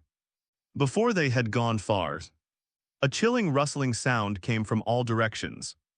Baiye sensed that a group of uninvited guests were rapidly approaching. As the figures gradually came into focus, they were revealed to be a group of ghouls. They reeked of decay, their skin was grayish-white, and their empty eye sockets gleamed with a ghostly green light. They had clearly sensed the presence of a living person on Baiye and were eagerly surrounding him. There were 17 ghouls in total, surrounding Baiye. They let out low growls, approaching step by step, their decaying claws scraping the ground with a grating sound. Baiye's eyes narrowed, and he quickly took out the soul-slaying blade from his backpack. Without the slightest hesitation, he roared and slashed at the nearest ghoul. The soul-slaying blade flashed with a cold light, striking the ghoul's neck precisely and severing its head, splattering blackful blood all over the ground. Seeing this, the other ghouls swarmed forward. Baiye used his improved agile footwork to nimbly weave through the ghoul horde, his Zampakudo flashing up and down, each swing sending up a cloud of blood mist. 5 minutes later, the not too intense battle came to an end. All 17 ghouls fell to his blade, leaving the ground littered with their corpses, their black blood pooling into a small puddle. Baiye didn't pay much attention to these minions. He simply dug out their cores from the ghoul corpses and put them into his backpack before continuing on his way. Soon, when a monster 6 meters tall appeared in front of Baiye, a slight smile appeared on his lips, the level 21 boss. This health bar is way too ridiculous. Before Baiye could finish his objective critique, the Cug Giant had clearly smelled the aroma of food and, without a word, activated its bloodthirsty berserk mode. Charging towards Baiye, however, Baiye neither dodged nor evaded. The soul-slaying blade in his hand had already gathered a powerful, firmly locking onto the ancient giant, a worthy opponent. It seems it's time for me to try and regain some of the basic combat strength from my past life. Just as the Gorgon charged towards Baiye, its 4 hook-like hands lunging at him, Baiye's figure had already become a blur and vanished from the Gorgon's sight. The next second, Baiye's figure appeared behind the Gorgon, and a line of poetry floated in the air. Silver shuttles weave a net to imprison the heavens, stealing the moonlight to lock away wicked sins. The first form of the unyielding blade technique, binding moon prison. In an instant, countless blades of light erupted from the soul-slaying blade in Baiye's hand, weaving together a massive silver prison. The blades, light fused with moonlight, mercilessly sliced through the flesh of the ancient giant, a brutal torture akin to being slowly sliced to pieces. Although each of these blade strikes only inflicts a tiny amount of damage, virtually like scraping a thorn, I can scrape it fast. Furthermore, the more the opponent moved, the greater the damage caused by these sword intents became. In just a short period of time, the Cug Giant's health bar dropped by 1/10. The giant let out a roar of extreme pain, and its hardened fur quickly shattered the sword light that Baiye had gathered. Its 3 giant claws attacked Baiye once again. Baiye shifted his stance, his figure flashing like a ghost, once again dodging the huge giant's fatal blow. He used the momentum to leap into the air, flipped in midair, and landed steadily on a thick tree trunk. At this moment, the soul-slaying blade shone even brighter, with silver patterns flowing across its blade like a galaxy, radiating a chilling aura. Baiye gripped the hilt with both hands, raising it high. A fireball spell from the priest's skill quickly enveloped the Soul Reaper in a layer of scorching flames. He was still muttering to himself. The crimson python swallows the mountain, its flames singing a song. 1,000 peaks are reduced to ashes. The third form of the unyielding blade technique, ashes of 1,000 mountains. Before the words were finished, a massive fiery blade of energy roared out from the soul-slaying blade, carrying an overwhelming momentum, and slashed straight towards the head of the ancient giant. Wherever this blade of energy passed, the air hissed and crackled from the flames. As if even space itself trembled, the giant sensed danger. Its eyes widened and it let out a deafening roar. Its body shuddered violently, and a yellowish-brown light burst forth from its body. instantly forming a thick shield above its head. The fiery blade energy slammed into the shield, producing a deafening roar like a thunderclap. The powerful impact caused the shield to shake violently, developing spiderweb-like cracks. Before shattering with a bang upon seeing this, Baiye stared in astonishment, clicking his tongue in amazement. Wow. Although I know that these creatures in the Coco mythology all possess some magical abilities, Lovecraft didn't say that the Cug Giants have magical shields. While he was complaining, the Cug Giant seized the opportunity to swing its massive claws, smashing them down towards White Knight with a whistling sound. Baiye dared not take the attack head-on, so he leaped down from the tree trunk and retreated like an arrow released from a bow. Meanwhile, constantly changed his form, using the terrain for cover as he maneuvered against the Gorgon giants. Suddenly, Baiye noticed that every time the Gug giant swung its giant claws, the steel needle-like black fur at its joints would slightly open, revealing the slightly darker skin underneath. He keenly realized that these places might be the weak points in the Cug giant's defenses. And now, a glint flashed in Baiye's eyes as he raised the soul-slaying blade once more, chanting a new sword technique. A single inch of dragon scale severs cause and effect. A half step into a demon's heart and soul. The fifth form of the Wusheng blade technique, dragon scale thrust. The soul-slaying blade instantly transformed into a silver streak, like a sharp silver needle, piercing straight towards the black hair that had spread out at the joints of the huge giant. This time, the dragon scale thorn easily pierced through the giant's defenses, embedding itself deep into its flesh. A burst of sword intent nearly pierced its heart as well. Roar! The Gorgon let out a painful roar, and its body trembled violently, its eyes widened in fury, and it turned to launch an even fiercer attack on Baiye. Baiye dared not linger and quickly retreated, taking out a bottle of magic potion from his backpack and gulping it down without hesitation. Well, although my sword techniques were pretty impressive just now, after being modified, he consumed a lot of magic points. With his current magic power cap at level 11, it's simply not enough to sustain him for more than a few moves. After Baiye regained some of his magic power, he didn't hesitate much and immediately unleashed his fourth strike. A lone wild goose pierces the 9 heavens. A half-rolled scroll of destiny severs the blade of calamity. The fourth form of the unyielding blade technique, the life-severing calamity. As the blade imbued with the intent of the sword fell, even though the ancient giant once again conjured a magical shield, it was ultimately unable to withstand it even for a moment. With a single strike, half of the Cug Titan's shoulder, along with both arms, flew into the air. Sensing the power of the White Knight, the Gorgon finally became fearful. Without even picking up his fallen arm, he turned and ran into the distance. Baiye glared angrily. "Hey, monster. Where do you think you're going?" Having said that, he stepped onto a 7-colored auspicious cloud and somersaulted after it. What a pity that B** D just drove off in berserk mode.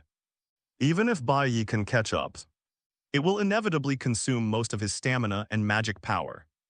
If he gets ambushed, then things will be bad. Baiye spat out in disgust at the giant's escape. Paw.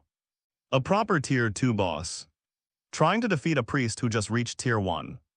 And not only can't headbutt, he actually runs away. What a disgrace to Tier 2 bosses, however. No matter how much Baiye cursed, the huge giant could not hear him, and even if it could hear him, its intelligence would hardly allow it to understand. Left with no other choice, Baiye took out various potions and gulped them down. After resting for a while, he headed towards the lair of the Gorgon giants. Standing before the lair of the Cug giants, Baiye murmured thoughtfully, "Wouldn't this be considered bullying men and women? Forcibly occupying civilian dwellings?" He then shook his head, banishing these absurd thoughts to the winds, and stepped inside. But then, an extremely pungent and sour smell hit him, so awful that Baiye's face contorted, and he quickly retreated. The lair was filled with putrid stench. The ground was littered with the remains of various animals, some rotten to the point of being nothing but bones. while others still emitted a nauseating smell of decaying flesh. Sewage flowed across the ground, mixed with animal feces and entrails, forming puddles of foul-smelling mud. The surrounding walls were covered with green moss and black stains, as if they had been corroded by something. Some unidentified liquid dripped from the ceiling, making a drip-drip sound as it hit the floor, and emitted a pungent odor. He scoffed, "Dude. How on earth did that B***** D. Henry Crawford manage to put the mirror inside, braving the threat of the Cug giants and the stench of their lair? They couldn't have just thrown it in, could they?" Baiye frowned and hesitated at the entrance of the lair. Although he wasn't particularly fastidious about cleanliness, even someone without such a strong aversion would find it difficult to bring themselves to go into such a disgusting place. After thinking for a moment, he took out a special operations suit he had looted from the previous dungeon from his backpack, put on a helmet and gas mask, and wrapped himself up completely. Tusk. Looks like this set of equipment is useless after we come out. After donning his special operations uniform and fully equipping himself, Baiye took a deep breath, turned on his tactical flashlight, and once again stepped into the lair of the Gorgon. The stench hit him again, but he was fully prepared. So apart from some psychological discomfort, he was actually fine. The space inside the nest was larger than I had imagined. The surrounding rock walls were covered with damp moss, and foul-smelling liquid dripped down from time to time.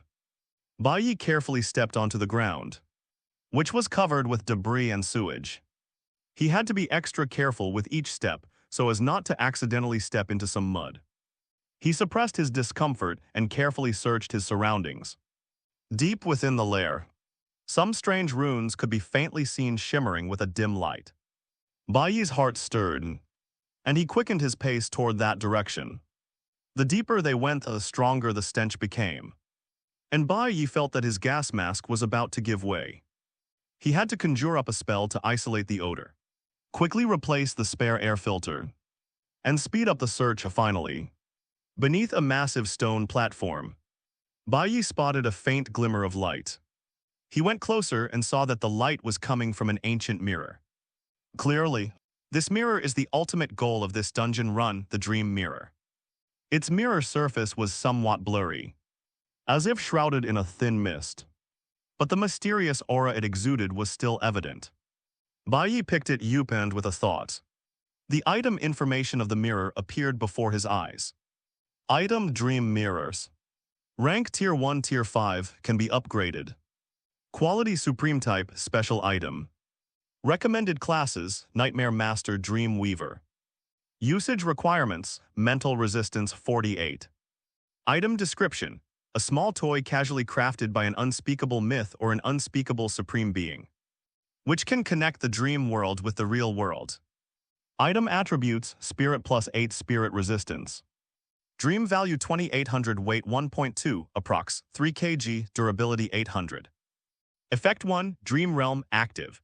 The holder of this mirror can consume a certain amount of spirit points to influence the rules of the dream realm to some extent, such as changing the environment, controlling creatures, etc. They can also freely enter and exit the dream realm. Effect 2, Blessing of an Evil God passive. The mirror is constantly protected by an evil god. Attacks dealing less than 400 damage in a single instance cannot damage it. Effect 3, Summoning of the Evil God special. You can offer a sacrifice favored by the evil god to summon the projection of the evil god who created this mirror, causing it to gaze upon this spot. Note 1, do not take this out of the instance. Note 2, destroy immediately. Wow. Another item of top-tier quality, and one with the potential to reach Tier 5. However, this thing cannot be taken out of the dungeon, and even if it could, I wouldn't consider it. After all, this thing is connected to that unspeakable being, and I don't want to be targeted by that being one day just because I'm carrying it. As he pondered this, Baiye had already left the lair of the Gorgon giants, a place that had haunted him for life. After removing his special operations gear, he casually set it on fire. Looking at the dream mirror in his hand, he wondered why Henry Crawford couldn't destroy it. Attacks dealing less than 400 damage per hit are ineffective. This means that even in a modern technological world, it would be impossible to destroy it without using large-scale strategic thermal weapons like thermobaric bombs. Crawford was merely a mortal who had somehow acquired some extraordinary power. And the extraordinary knowledge he had learned was almost entirely mystical. It was normal that he couldn't damage the mirror. Before Baiye could make a further moves, he felt a violent tremor from the ground. Baiye was startled and quickly turned around to look. That one glance almost made him go numb. The Cug giant who had escaped after having one of its arms cut off was now leading a large group of Cug giants back to fight. These ancient giants were enormous, the shortest of them being over 6 meters tall, while the one leading them was a full 7 meters tall. Their bodies are covered in black hairs like steel needles. Their eyes are like copper bells, radiating a bloodthirsty light, and their upright, ferocious mouthparts emit deafening roars at that moment. The one-armed griffin giant, while running, was also muttering something to the largest griffin giant. The two remaining arms pointed directly at Baiye, as if to say something. "Mom, he's the one who bullied me." Seeing this, Baiye couldn't help but twitch his lips. "So, this is like you beat the child and the old one comes along. What's the point of even beating him now?" He had originally planned to wander around the dream mirror for a while, and once he felt the battle outside was over, he would smash the mirror to complete the dungeon and leave. But he couldn't care less about that now. With a forceful swing of his hands, he threw the dream mirror into the air at the same time. Baiye gripped the Zanpakuto with both hands raised at high, and concentrated all the power within his body into this single strike. The heavenly dipper and earthly fiends shatter the stars. A single slash from the divine firmament shatters the demonic net. Divine firmament slash at this moment. In the real world of Sterling Town, a fierce battle has just ended. Temple, a high-ranking member of the Eternal Night Society, was now riddled with holes by the players, especially his heart, which was mercilessly pierced by an unknown sharp weapon, was rapidly draining away from his body, and his heart gradually stopped beating. When the system's kill notification sounded in the players' ears, they breathed a sigh of relief, especially Kanai Shengfeng and Lingwang Lixia. At this moment, both of their bodies bore the marks of damage caused by Temple's magic. They truly hadn't expected that a mere mage-type boss would be so powerful. That damage output was absolutely terrifying. Even as a semi-tank knight, Kanai Shengfeng barely managed to withstand it with all his might. As he gulped down a life-saving potion, said helplessly, "I never imagined that the experience of fighting with a priest and without one would be so drastically different. If my priest brothers were still here, I probably wouldn't be so badly injured." Temple, in particular, is a boss with soul-related attributes.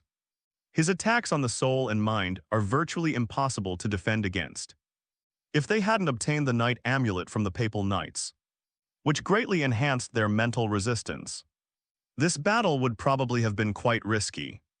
The Spirit Hunter gasped, poured a life potion onto his right shoulder, which was scorched by fire magic, and then looked resentfully at the cool pink and white leopard-headed humanoid mech in front of him. He couldn't help but complain, "Hey, Sister Mage, since you have a mecha with this kind of combat power, why didn't you use it sooner? You didn't even use it when fighting the Papal Knights. Were you saving it for the new year?" The players were all surprised that Xing Yuyan, this mage and mechanical alchemist, could actually pull out such a powerful Gundam at the very end.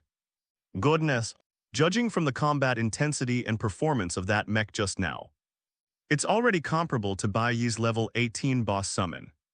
Upon hearing this, Xing Yuyan quickly explained, "This is my newly developed mecha, and it's not fully tested yet. It can only be used for 3 minutes per instance. So of course I'll use it as a trump card. I can't just reveal it so easily." After saying that, she turned to Mo kindly through the eyes of her mecha. Her tone tinged with displeasure as she shifted the blame, "But Mo kindly, why did you take so long to act? Several of my Paw Patrol robots were destroyed, and my leopard's durability dropped quite a bit." Mo kindly coldly replied, "Find an opportunity. Judging from her cold tone, she seemed to still be resentful that Baiye thought she was a burden. Seeing that his teammates were about to start arguing again, Kanai Shengfeng quickly stepped in to smooth things over. It's all over. It's all over. Let's quickly pack up our loot and get out of here, after all. At this hour, those monsters roaming outside the town might be attracted by the noise of our battle. After saying that, he seemed to suddenly remember something and change the subject, speaking of which. I wonder how the Pastor brothers are doing. As they spoke, all the players began to collect their loot. Since Xing Yuyan said she needed Temple's core, the others didn't compete with her for it, however. Since this core is very valuable, she also needs to compensate the others just then. The system notification sounded again in everyone's ears. Zding! The key item for this dungeon, the Dream Mirror, has been destroyed. The main quest is now complete, and the dungeon has been cleared ahead of schedule. Ding. Since your rating in this instance did not reach S, the system will automatically send you back to the Azure Star World in 3 minutes.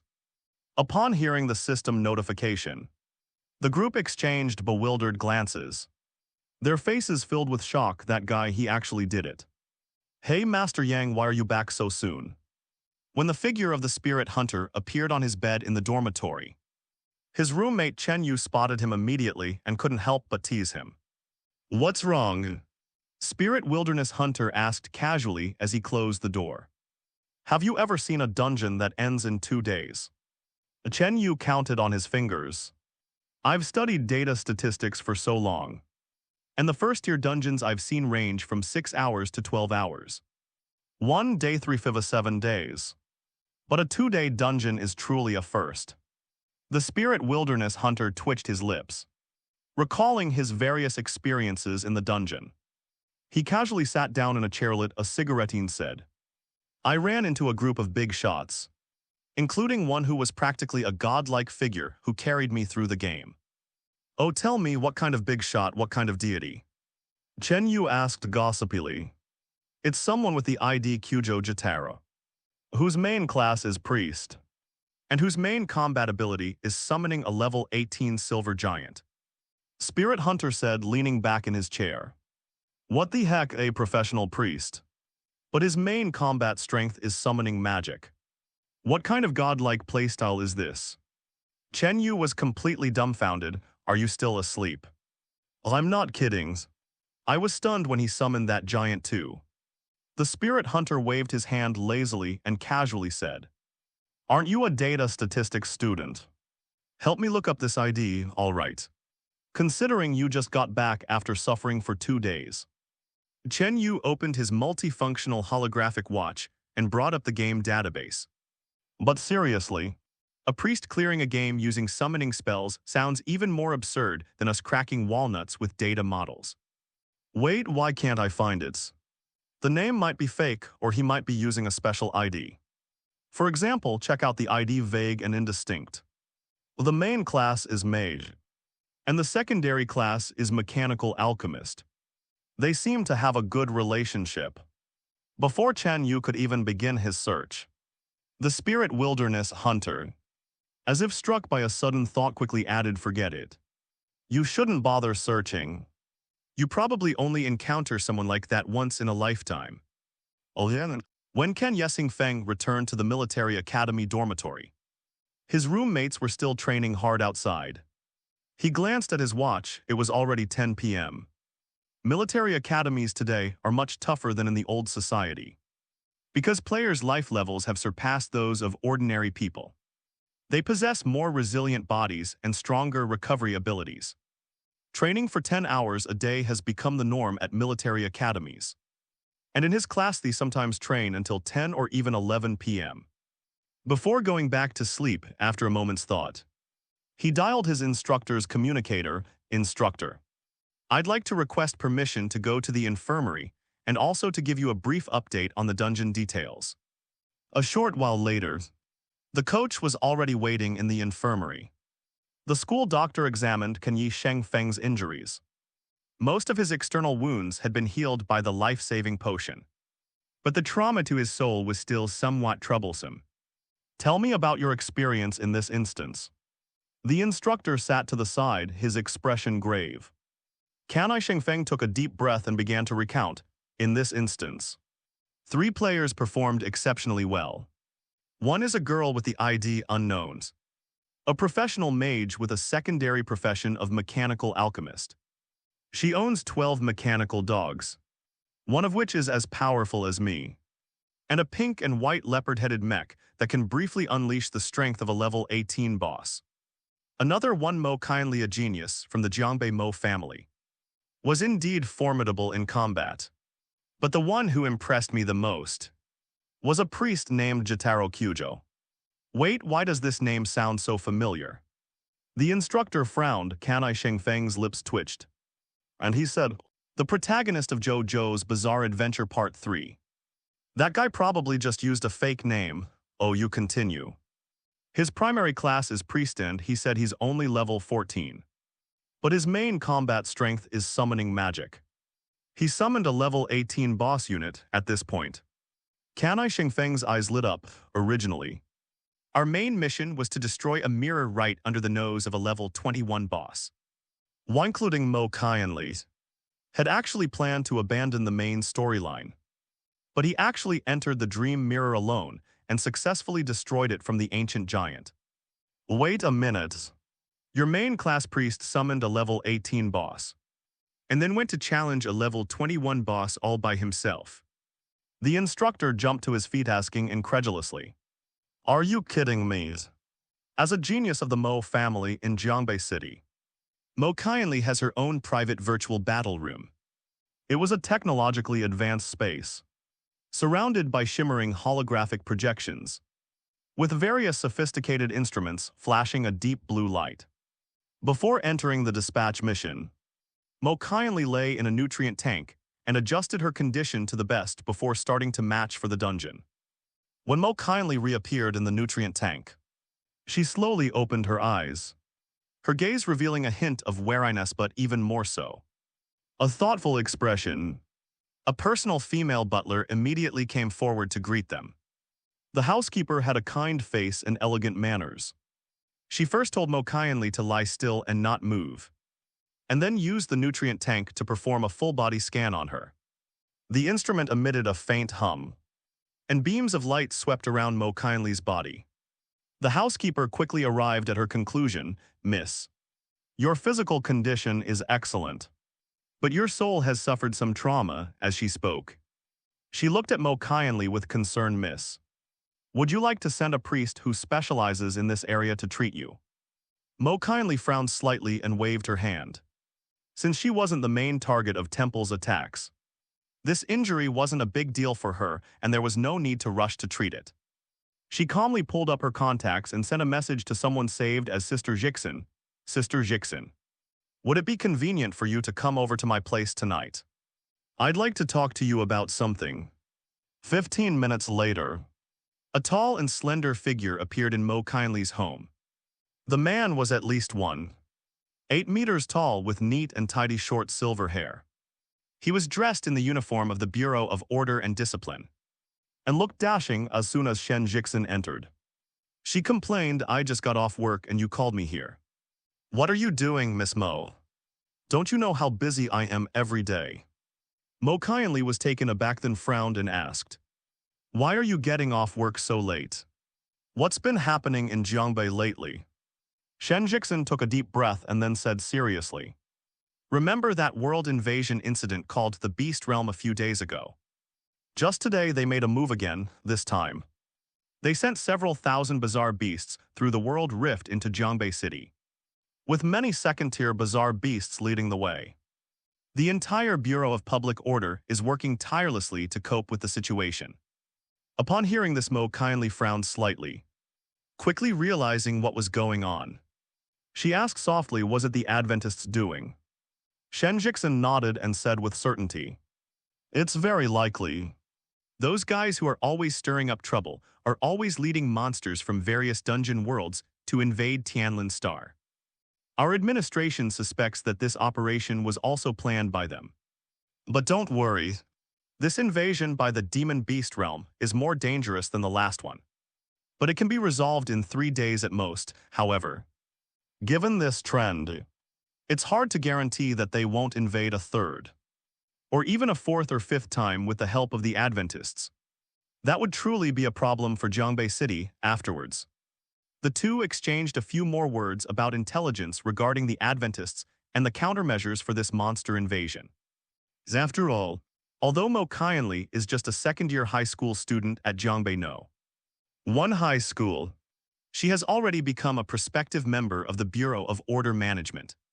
Once she reaches the second tier, she can officially become a member of the Order Management Bureau. Shen Jixin keenly noticed that Mo Qianli was in a low mood, which was quite different from her usual confident and composed demeanor. So she asked half-jokingly, "Hey girl, what's wrong? You don't seem to be in a good mood. Did you run into some tough opponents in the dungeon? Did you get really badly beaten?" Mo Qianli casually replied, "I ran into a cocky guy in the dungeon, and he was really strong. I was a bit discouraged. So I called you over here to give me extra training, so I can teach that guy a lesson, actually." She wasn't too angry about what Baiye said in the instance. Her confidence was just slightly shaken, which caused her to lose control of her emotions a little. Seeing the determination in Mo Qianli's eyes, Shen Jixin patted Mo Qianli's shoulder and said, "No problem, but you have to be prepared to suffer. After all, I won't hold back." As the dungeon ended, Xing Yuyan felt a flash of light before her eyes and returned to an extremely spacious alchemy room. This is her private space, filled with a mysterious and alluring atmosphere, like a dreamlike palace where magic and technology blend together. Xing Yuyan's alchemy room was laid out in an extremely ingenious and reasonable manner, with each area clearly divided and having a different function. The first thing that catches the eye is the resource section, with rows of tall bookshelves neatly arranged, filled with all sorts of alchemy books, handwritten notes, and mysterious scrolls. Next to the bookshelf is a smart search console, where Xing Yuyan can quickly find the information she needs simply by entering keywords. Next to the data area is the materials area. Here are thousands of alchemical materials, categorized and placed on exquisite containers and shelves. There are gems that shimmer with strange light, mysterious herbs that emit faint smoke, and unique metals and ores collected from another world. A small test bench is also set up on one side of the materials area for preliminary testing of the material's performance and properties. The work area is the core area of the alchemy lab. The spacious workbench was equipped with various advanced alchemical tools and instruments, such as precision casting molds, complex rune inscription equipment, and energy regulators that could precisely control the flow of energy. There is also a huge virtual screen on the table, which can display models and data of the alchemy process at any time. Finally, there's the finished product area. This place displays all kinds of works crafted by Xing Yuyan, from practical alchemical tools to powerful magical weapons. Each finished product exudes a unique charm, showcasing Xing Yuyan's exceptional alchemy skills. As expected of Baiye's hand-picked rich lady, this little girl's private alchemy room alone is worth at least tens of thousands of gold coins. He has no idea how many times he'll have to run the dungeon to earn that much. After returning to her alchemy room, Xing Yuyan did not start summarizing the previous instance like the other three. Her eyes revealed a hint of excitement and eagerness as she impatiently took Temple's core from her backpack. This core emanated a mysterious and powerful energy fluctuation, causing the surrounding space to appear slightly distorted. Xing Yuyan placed the core on the control panel, then skillfully operated the control panel, directing the mechanical arm in the alchemy lab to begin experimenting on it. The robotic arm moved nimbly, connecting to various instruments and equipment to perform a comprehensive scan and analysis of the core. Data flashed continuously on the screen. Xing Yuyan stared intently at the screen, muttering to herself, "The energy fluctuations are very stable, and the rune structure is clearly discernible. Excellent." She observed the data and adjusted the experimental parameters simultaneously, paying attention to every detail. As the experiment progressed, An excited expression gradually appeared on her face. She muttered excitedly, level 19 boss core. Now I can finally try to build that mech. Next time I see that arrogant guy Baiye, I'll definitely show him what I'm made of. When Baiye appeared on his bed in his room, he simply stretched calmly, his movements slow and composed. It felt as if what I had just experienced wasn't a thrilling dungeon battle, but rather a regular vacation before leaving the instance. The largest Gorgon's claws, which were over 30 centimeters long, were less than half a meter away from him. But he didn't feel any lingering fear instead. He calmly opened the instance to check his loot, ding. Congratulations to player Moonlit Sky for completing the dispatch mission Eternal Night Lost Town. Main quest, solve the strange incident in Sterling Town. Hidden quests, eliminate the Eternal Night Society's forces, completed. Eliminate the Holy Light Church's supporting forces, completed. Eliminate the invading creatures of this world in the town, 2689. Eliminate the nightmares invading from the dream mirror, completed. Resolve the aftermath caused by the church's destruction, completed. Team rating S, personal rating S+, task rating S+. Note, team evaluations can raise the overall evaluation, but cannot lower it. Basic rewards, 2000 EXP 18 gold. Random F-rank treasure chest 1. Mysterious reward asterisk 1, right arrow 14,000 exp 126 gold. 12 potential points F-rank eternal treasure chest. Old seal asterisk 1, after reaching tier 1. Players will receive corresponding potential points for each dungeon rating greater or equal to B. Bonus rewards, Dream Mirror Crystal, allows entry into the current world at any time. Dungeon Exit Ticket allows exit from the dungeon ding. Player Moonlight Wanderer has been detected to have killed greater or equal to 20 elite units, earning the title Elite Hunters. First, as usual, Baiye looked at his experience bar. This dungeon run was probably the most fun I've ever had, including the 14th. 0 experience points from the dungeon rewards. I gained a total of 66,992 experience points. Adding the remaining 7652. The experience points now reach 74,644.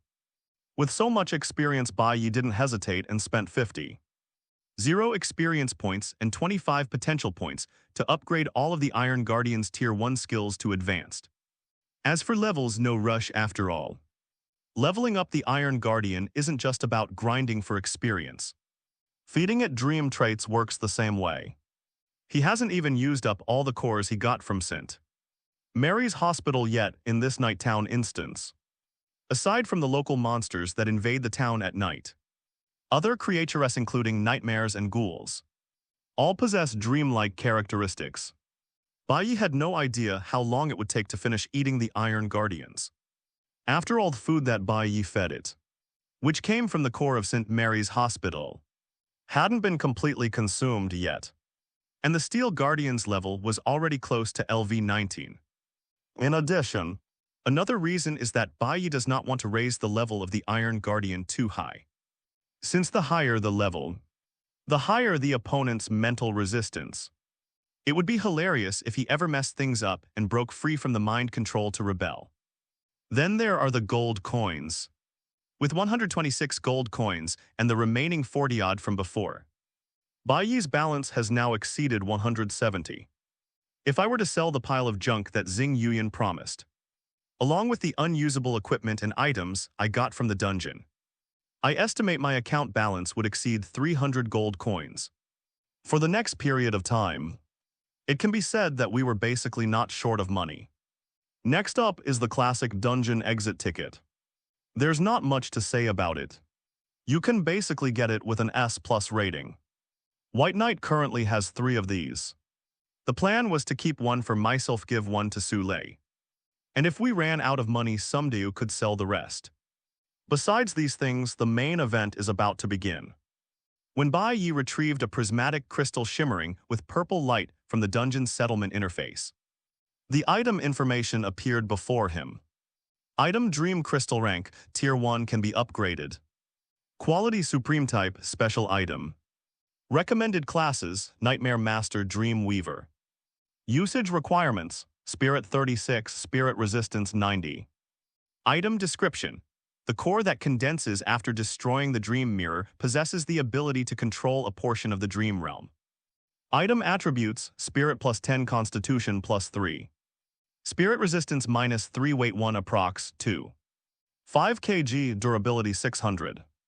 Effect 1, Dream Manipulation active, consumes at least 60 points of spirit power.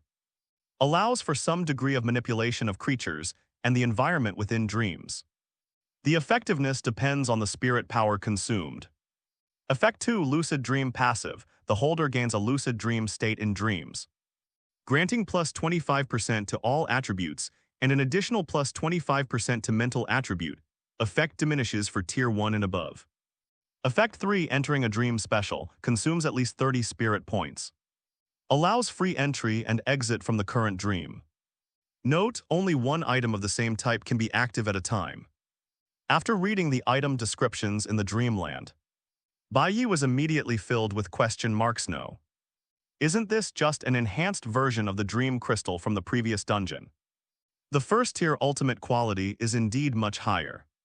But considering that the Dream Realm is related to one of the three pillar gods in the Kekesi myth, he feels that he will rarely need to use it, however. Just as Baiye took the Dream Crystal out of his backpack, intending to carefully compare the differences between the two, the system suddenly issued a notification. The player has an item that can be crafted. Would you like to craft it? Weather synthesis. Holy crap. This lousy game system actually has a function to combine items of the same type. He quickly asked the system, what changes will occur to these two crystals after they are combined? Although the system of the game, Origins, exists in the minds of every player on planet Azure, it is not actually a human-machine interface, but a highly intelligent creation. As long as the player's question is within their current permissions, the game system will generally provide an answer. Ding. Successful fusion. The base attributes of the new Dream Crystal will be slightly improved, and it will retain the basic abilities to access both dreams. After pondering for a moment, Baiye finally decided to merge with it. Since it didn't cost any money anyway, Baiye decisively chose yes, start crafting. The Illusion Crystal and the Dream Crystal simultaneously floated in the center of the virtual panel, and two completely different yet related forces began to intertwine. The purple light and pale blue halo intertwined and swirled, emitting a slight humming sound the moment they came into contact.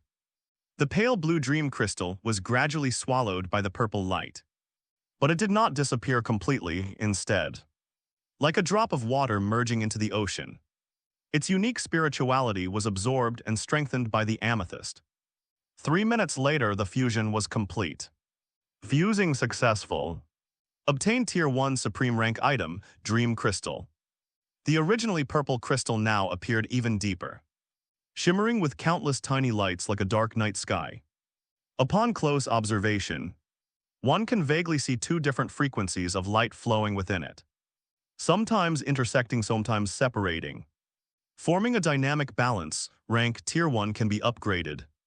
Quality: Supreme Spirit plus 12, Constitution plus 4. Spirit resistance minus 1, weight capacity 1, approx. 2. 5 kg, durability 750. Effect 1, Dream Manipulation active, consumes at least 50 spirit points. Allows for some degree of manipulation of creatures and the environment within dreams. Manipulation effectiveness is increased by 20%, with the effect depending on the spirit points consumed. Effect 2, Lucid Dream passive, the holder gains a lucid dream state in dreams, granting plus 28% to all attributes and an additional plus 28% to mental attribute. Effect diminishes for Tier 3 and above. Effect 3, Dream Entry Special, consumes at least 25 spirit points. Allows free entry and exit from the current dream. Cooldown time reduced by 30%. New Effect 4, Dream Resonance passive, consumes at least 50 spirit points. Allows perception of other dreams within a 100-meter radius, briefly establishing a connection. Consuming another 100 spirit points allows forced access to that dream. After the two crystals successfully fused, Baiye immediately checked its item information. The fusion of Tier 1 Supreme and Tier 1 Perfect items doesn't result in a qualitative leap in quality. But the effect is still quite good. Especially the newly added fourth effect, if he had already obtained this item in the dungeon. He wouldn't have had to go through all the trouble of improving Eternal Dream. He could have simply used this item to enter a dream end. It only costs 150 points of mental energy to forcibly access someone else's dream. If this thing fell into the hands of some old pervert, he'd probably play with it to the extremorite. Thinking of this, Baiye involuntarily turned his gaze towards Su Li's room. Wondering what his sister's dream was like, what? Baiye, stop having such dangerous thoughts. That's your sister. Besides, I'm not some old pervert. At most, I'm just a small-time pervert. He quickly tossed the new dream crystal into his inventory. That's terrifying, sure enough. Even though this thing has been integrated and modified by the system, it still contains a part of the evil god's creation, damn it. My mental resistance is over 1,000. And I was almost bewitched. Looks like I should try to use this thing less often in the future. After dealing with the dream crystal, the next step is the mysterious reward for this dungeon, the Old Seal. Previously, there were no mystery rewards in the White Knight dungeons. Although I don't know why there are any this time. I'll just accept them since the system gave them to me. This Old Seal isn't of high quality, only reaching the first tier fine level. But its effect is quite interesting. In the Cthulhu universe, the Old Ones are considered a powerful protective symbol, capable of warding off the outer gods, the Great Old Ones, and their retinues from the Cthulhu mythos. When people are in dangerous places where they might encounter these terrifying beings, drawing or wearing old seals around their bodies can, to some extent, block their perception and attacks. If an area has been contaminated by evil spirits or malevolent forces, the Old Seal can also serve as a force for exorcism. By drawing the Old Seals through specific rituals, it is possible to exert pressure on these evil beings, forcing them to leave the marked area. However, this expulsion is not always absolutely effective. Some extremely powerful and ancient beings may have some resistance to the old mark. Simply put, for outer gods, Great Old Ones and their families, wearing this thing is no different than seeing a person covered in poop mops charging towards you. Those guys aren't incapable of attacking you. They just find it too disgusting and avoid you if possible. But if you really s them off, they'll still do what they want to you. So even if you have the Old Seal, don't think you can roam freely in Cthulhu universe instances. If any of those outer gods, Great Old Ones, or their families had a few guys with a godlike personality, they'd probably be even more excited to see this thing. The final reward is the Eternal Treasure Chest you receive each time you achieve an S+ rating in a dungeon. Baiye took out a silver metal treasure chest with 7 colored light from the dungeon rewards. A mysterious halo flowed across the familiar metallic surface. He didn't open it immediately, but instead took a shower in the room's ensuite bathroom. After washing away his fatigue and the smell of blood with warm water, he changed into a light red outfit and took out a homemade herbal incense stick from the drawer and lit it. After bathing and burning incense, Baiye was still calculating his lucky moment, trying to add a few more mystical chips to his chances of selling his goods. 2.5 minutes later, Baiye suddenly shouted, "Now my turns." He placed the Eternal Treasure Chest on the specially made wooden tabletop, took a deep breath, and solemnly reached out to press the open button, while muttering to himself, "Nothing exceptional. Nothing perfect. I'd trade 3 years of being single as a spirit hunter for a single upgradable ultimate items. If all else fails, a resurrection coin will do." A flash of golden light revealed an ancient bronze ring lying inside the treasure chest. The inside of the ring is engraved with countless tiny runes, while the surface is decorated with patterns of intersecting stars and gears. Item: Mithril Miniature Workshop Ring Form. Rank: Tier 1, can be upgraded. Quality: Supreme. Type: Space. Type: Item. Recommended class: Alchemist. Usage requirements: Spirit attribute 48. Item description: a small workshop crafted by a dwarven blacksmith master using mithril. Starlight steel and space fragments as the main materials. It is portable, and its interior space is approximately the size of a large multimedia classroom. Item attributes: agility plus 2 tilde 4 points, spirit plus 4 tilde 8 points. Constitution plus 1 tilde 2 points, spirit resistance plus 4 tilde 8 points. Weight capacity 0.02, durability 1800 points. Effect 1, item storage can hold up to 800 cubic meters of goods, including live animals and hazardous materials, without affecting each other. Items of higher tier than those recommended for dispatch missions will be banned upon entering the instance. Effect 2, the simplified workshop includes a small forging table, alchemy equipment, and an enchanting workshop. Alchemy performed within the workshop has a base success rate increased by 12%, and the quality of alchemical products increased by 6%. The more complete the infrastructure, the higher the success rate and product quality increase, up to a maximum of 25% and 12% respectively. Effect 3, the mobile space can be carried with the wearer, allowing them to enter and exit the workshop space at any time. Note 1, basic tools are provided in the space, but advanced equipment needs to be built by yourself. Note 2, upgrades require mithril starshin steel and space core. After reading the description of the item he had drawn, Baiye's eyes lit up. A spatial device capable of accommodating living beings. In an instant, Baiye thought of many uses for this ring besides alchemy. Based on its ability to hold living creatures, for example, you could hide it when you encounter danger and then go inside to avoid harm. Or you could kidnap creatures from a dungeon world. Baiye put the ring on the ring finger of his left hand and tried to silently say, "Enter the workshop." When everything went black, when he opened his eyes again, he was standing in a spacious space the size of a multimedia classroom. The 200 square meter metal floor gleamed with the cold light unique to mithril, while the starlight steel dome overhead swirled with shimmering light, as if the real starry sky had been cut into an 800 cubic meter specimen. He instinctively looked up and through the gaps in the dome, saw the scene in his bedroom. Pale blue incense smoke swirled slowly in the air. A shirt draped over the back of a chair swayed gently in the breeze, and even the lingering iridescent glow of the eternal treasure chest on the table was clearly visible.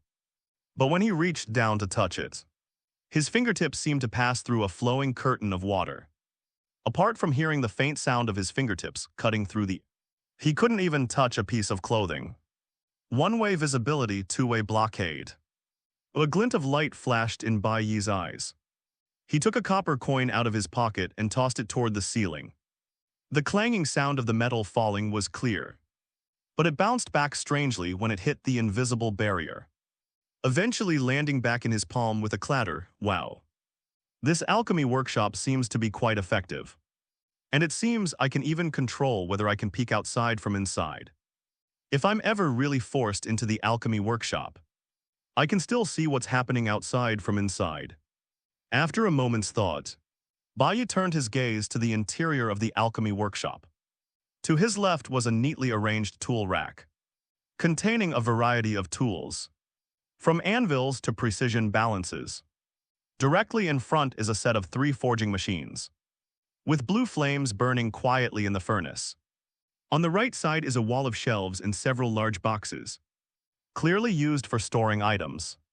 But before he could even begin to explore the alchemy workshop space, a spirit suddenly floated out of his body. He instinctively drew his soul-slaying blade, and a powerful sword intent instantly condensed on the blade, causing the surrounding space to tremble slightly.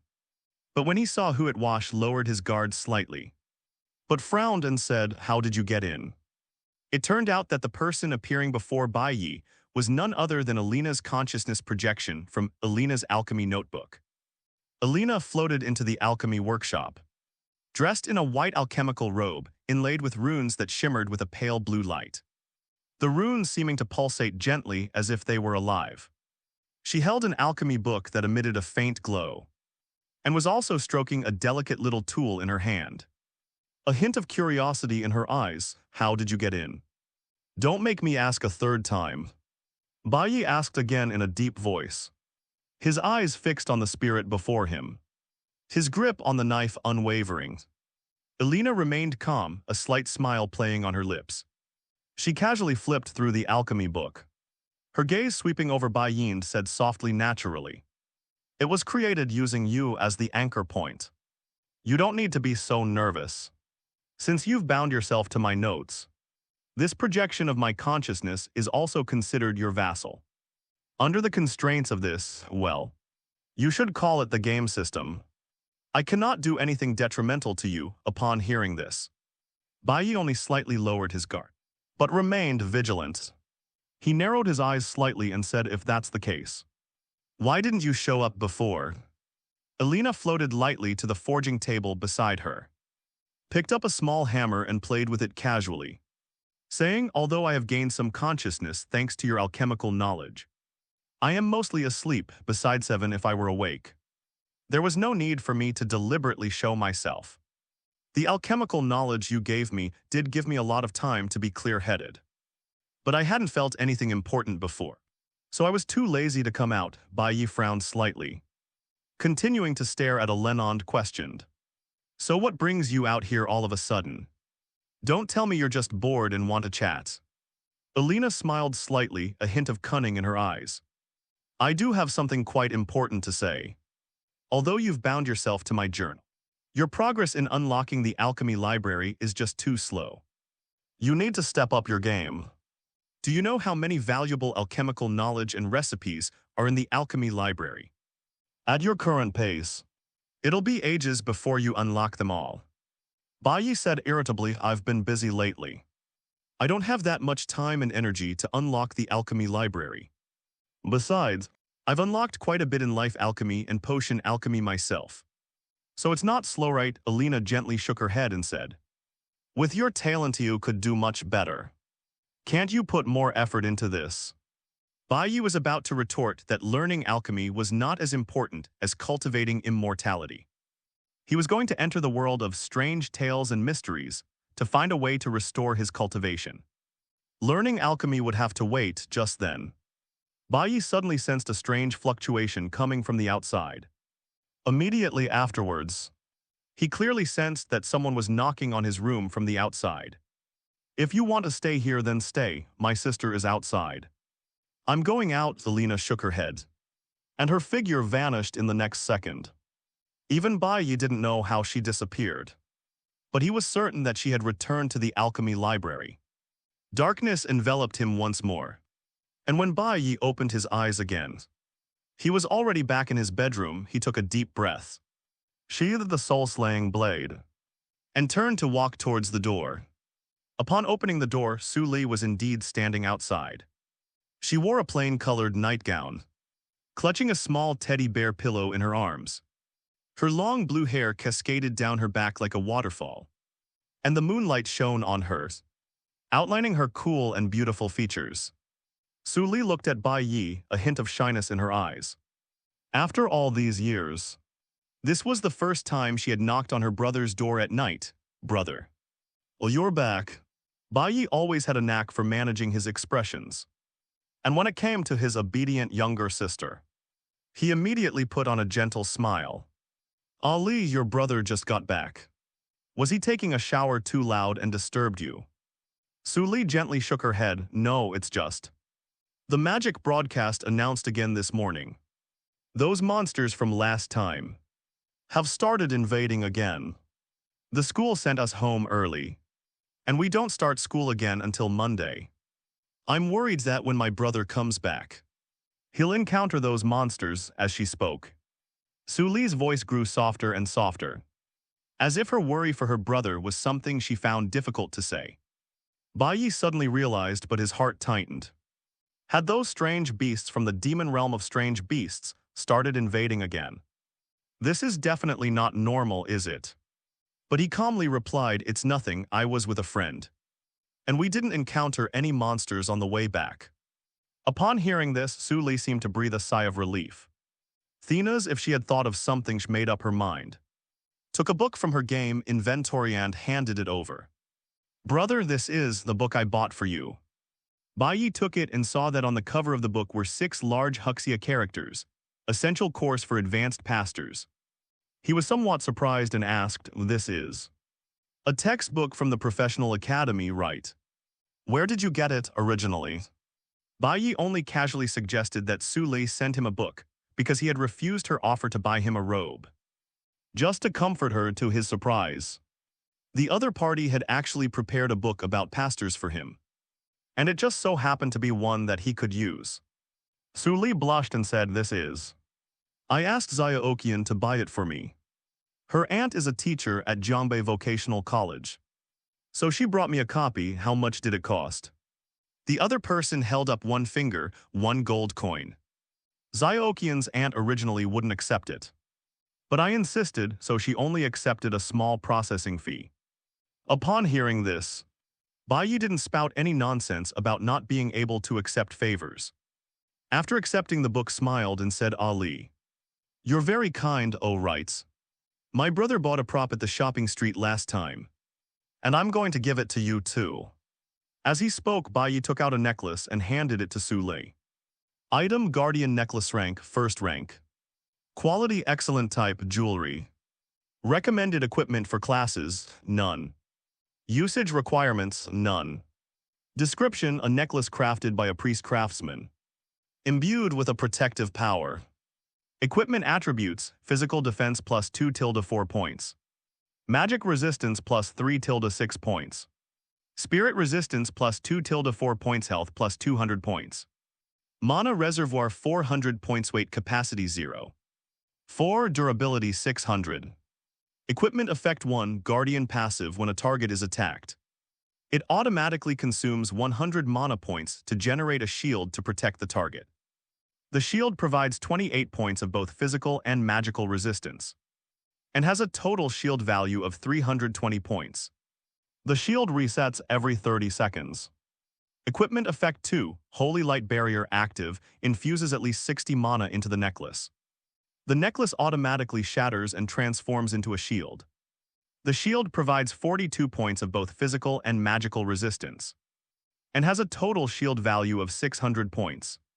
Note: when the necklace effect is activated, it automatically restores 0.1 to 1 mana per second, depending on the elemental concentration in the current environment. Although Baiye personally felt he lost out on the previous system roulette draw, there were actually quite a few good items besides his own staff. For example, Baiye thinks this necklace would suit Su Li very well. After all, the younger sister is weak, so if something unexpected happens, this thing can at least offer some protection. Upon seeing the pale gold teardrop pendant, Su Li's eyes instantly lit up, and a barely perceptible blue light flashed within them. Seeing this, Baiye assumed it was just a happy reaction from the other person. He reached out intending to pat the other person's head, but stopped halfway through. They don't seem to be that close yet, do they?" Su Li blushed as she looked at her brother's hand, which was suspended in midair. Just as she was about to dog, the deep blue in his eyes flickered again for some reason. She took the initiative to step forward and lean her head in. Baiye chuckled and gently ruffled the other's soft head, feeling the soft, slightly chilly strands of hair before releasing his hand. But in his perception, he clearly sensed that Su Li's strength seemed to have increased, as if she had leveled up. So he asked, "Has Ali's level increased?" After the brief interlude, Su Li seemed less shy, facing Baiye, nodding and saying, "Yes. I accumulated enough experience in the last dungeon. Yesterday, my skill proficiency broke through. Teacher Yuan said my combat ability is sufficient, and I have enough potential points, so he let me level up." The potential points the other party mentioned are actually a hidden setting in the game Origins.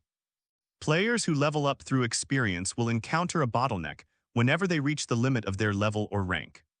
At this point, no matter how much experience the player has, they will be unable to level up further. Potential points are absolutely necessary. Potential points can only be obtained through dangerous missions or through independent training, whether by leveling up or improving skill proficiency. Whether it was Baiye in the past or Baiye now, Neither of them wanted Su Lei to go to those dangerous mission instances. So I reminded her a long time ago that levels can be increased with experience. But skill proficiency should be improved through her own hard work and learning. Actually, a long time ago, Su Lei's proficiency in several first-tier skills had already reached the beginner level, and she had already obtained enough potential points to upgrade them. Unfortunately, my family couldn't afford to buy the dungeon access for Eternal Sanctuary, so I've been relying on the school's dungeons, which has caused me to fall behind in level and experience. After the last dungeon run, although Su Lei had accumulated enough experience, Teacher Yuan noticed that her basic archery skills and first-tier skills were almost at the intermediate level. Therefore, it was suggested that she level up after her skill proficiency had broken through, so that she could develop the habit of always having her skill proficiency ahead of her level. In the future, her combat power at the same level would be stronger than other players. Upon learning that Su Lei had reached LV14, Baiye pondered for a moment and wondered if he should buy her some entry qualifications for the Eternal Sanctuary dungeon. Ideally, it would be a dungeon crystal that could imprint a specific scene.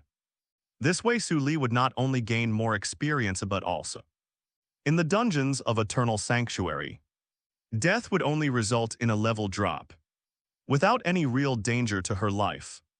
Seeing Baiye deep in thought, Su Lei asked somewhat nervously, "Brother, what are you thinking about?" Baiye chuckled and said, "It's nothing. You're not going to school tomorrow, right?" Su Lei nodded, "Yes.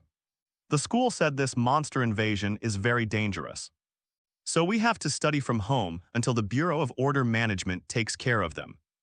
"Okay. Then I'll take you to the shopping street tomorrow. I'll buy you some nice things just then." The multifunctional holographic watch on Su Lei's wrist suddenly lit up and emitted a crisp notification sound. She answered the call instinctively, and Lin Xiaoqian's radiantly smiling face instantly appeared on the screen. "Our lives are Li's." Lin Xiaoqian's voice echoed cheerfully through the holographic projection, reverberating throughout the room and living room.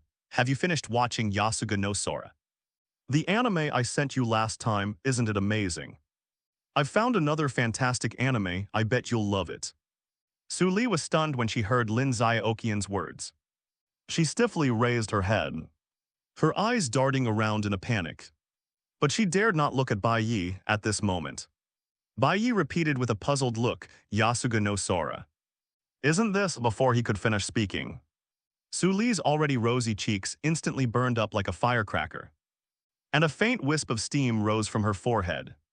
She blushed crimson, her mind went blank, and her body moved uncontrollably to grab the teddy bear pillow in her arms and smash it hard against Baiye's face. "My brother is an idiot," Su Lei screamed, her voice filled with embarrassment and anger. She turned abruptly and went back to her room, slamming the door shut. Baiye was a little stunned by this sudden situation, and he subconsciously caught the teddy bear pillow that flew towards him. The fragrance of jasmine which lingered on my sister's body was still present the next morning, when Su Lei slowly walked out of her room. Her rosy cheeks were still as red as a ripe apple. Seeing Su Lei's appearance, Baiye couldn't help but feel a sense of doubt. He strode forward, reached out to touch Su Lei's forehead, and asked with concern, "Li, what's wrong? Do you have a fever?" Su Lei seemed startled, jerked her head back, skillfully avoiding Baiye's large hand. Her voice stammered and she quickly replied, "No, no. No." Su Lei also noticed her abnormality and quickly tried to use ice elements to cool down her face. However, amidst the alternating hot and cold temperatures, a wisp of white smoke emerged from her forehead.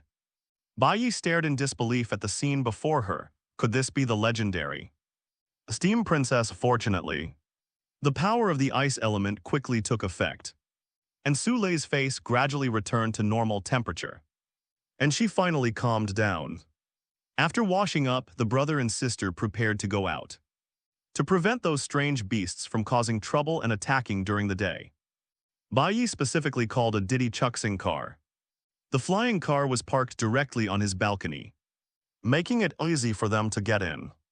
The journey from their home to the entrance of the commercial street cost a total of 296 copper coins, which made their little girl frown with heartache. He couldn't help but mutter under his breath, "Brothers is so expensive." Baiye smiled and said, "It's fine to splurge once in a while if it comes first." Walking into the commercial street, a bustling scene unfolds early in the morning. The shops lining both sides of the street were dazzling with their wares, and signs advertising all sorts of extraordinary items. Potion sand equipment gleamed in the sunlight. Pedestrians came and went, most of them players dressed in professional attire or combat gear. Because Su Lei was socially awkward, she clung tightly to Baiye's clothes and stayed by his side.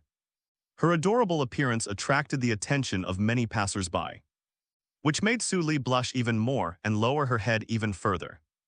Baiye led her through the various shops, introducing them to her as he went. After all, Su Lei was very socially awkward before, and even with Baiye taking care of her, she basically avoided going out as much as possible. In addition, Baiye would prepare all the extraordinary items she needed. So this was her first time visiting the commercial street. Baiye pointed to a weapon shop and said to Su Lei, "You bought your ice soul shortbow there. I went through a lot of trouble to get the price down." The salesman at the door almost cried as he spoke. Baiye mimicked the anxious and helpless expression of the salesman, making Su Lei chuckle. After leaving the weapons shop, they went through the green vine alchemy technique that Baiye had stolen from them. Baiye said to Su Lei, "The potions here are not bad, but the quality is too low. I'll prepare better potions for you next time." Su Lei nodded obediently, her eyes full of trust. Finally, Baiye brought Su Lei to Star Radiance Trading Company, the place where they first met Xing Yuyan. The store was very large and luxuriously decorated, with 2 uniformed guards standing at the entrance, looking quite imposing. As soon as Baiye entered the store, he spotted a familiar figure in a shop near the entrance. He greeted her with slight surprise. "Hey, isn't this Miss Xing? What brings you up so early today?" Baiye doesn't know many people in this world. The one she met here and who called her Miss Xing was naturally Xing Yuyan, whom she had only parted ways with less than half a day in the previous instance. Today Xing Yuyan was wearing a pink mage's robe, and given her height, which was considerably shorter than Su Lei's, she looked rather cute when she heard Baiye's voice. She turned around in surprise and instinctively retorted, "I'm a genius alchemist. Do you think I'm the kind of person who sleeps in every day?" Immediately afterwards, she saw Su Lei next to Baiye and said with a hint of ambiguous teasing, "Hey you, what brings your girlfriend on a date today?" Upon hearing Xing Yuyan's question, Su Lei's face flushed red again. Reaching the roots of her ears, she wanted to explain, but she simply didn't have the courage to speak to a stranger. Baiye glared at her, annoyed. "What are you saying? This is my sister, she's a little shy, don't scare her." After speaking, Baiye used the secret language of the cultivation world to condense his magic into threads, accurately transmitting his voice to Xing Yuyan's ears. "Don't talk about the dungeon in front of my sister. She doesn't know I went into a dungeon." Xing Yuyan was shocked to hear this, not expecting that Baiye would have such methods. However, she was also loyal and didn't act recklessly in front of Su Lei, saying to Baiye, "You don't want your sister to know, right?" Instead, he casually retorted, "Damn it. I never thought someone like you would have such a cute little sister." As she spoke, Xing Yuyan approached Su Lei and greeted her. "Hello Su Lei, I'm Xing Yuyan, the one who always gets tricked by your brother Tilda, just call me Sister Xing." Seeing the stranger approach, Su Lei immediately shrank behind Baiye. "Hello Sister Xing." Baiye glared at her, annoyed. "You expect others to call you sister? You're probably not even as old as my Ali." Xing Yuyan scoffed, "Mind your own business." "But Lao Bai, what are you buying at my shop today?" Baiye noticed her choice of words, raised an eyebrow, and muttered under his breath, "Your family. No wonder he's so rich." Xing Yuyan tossed her hair, "Stop being silly. Let's get down to business. What did you come to buy?"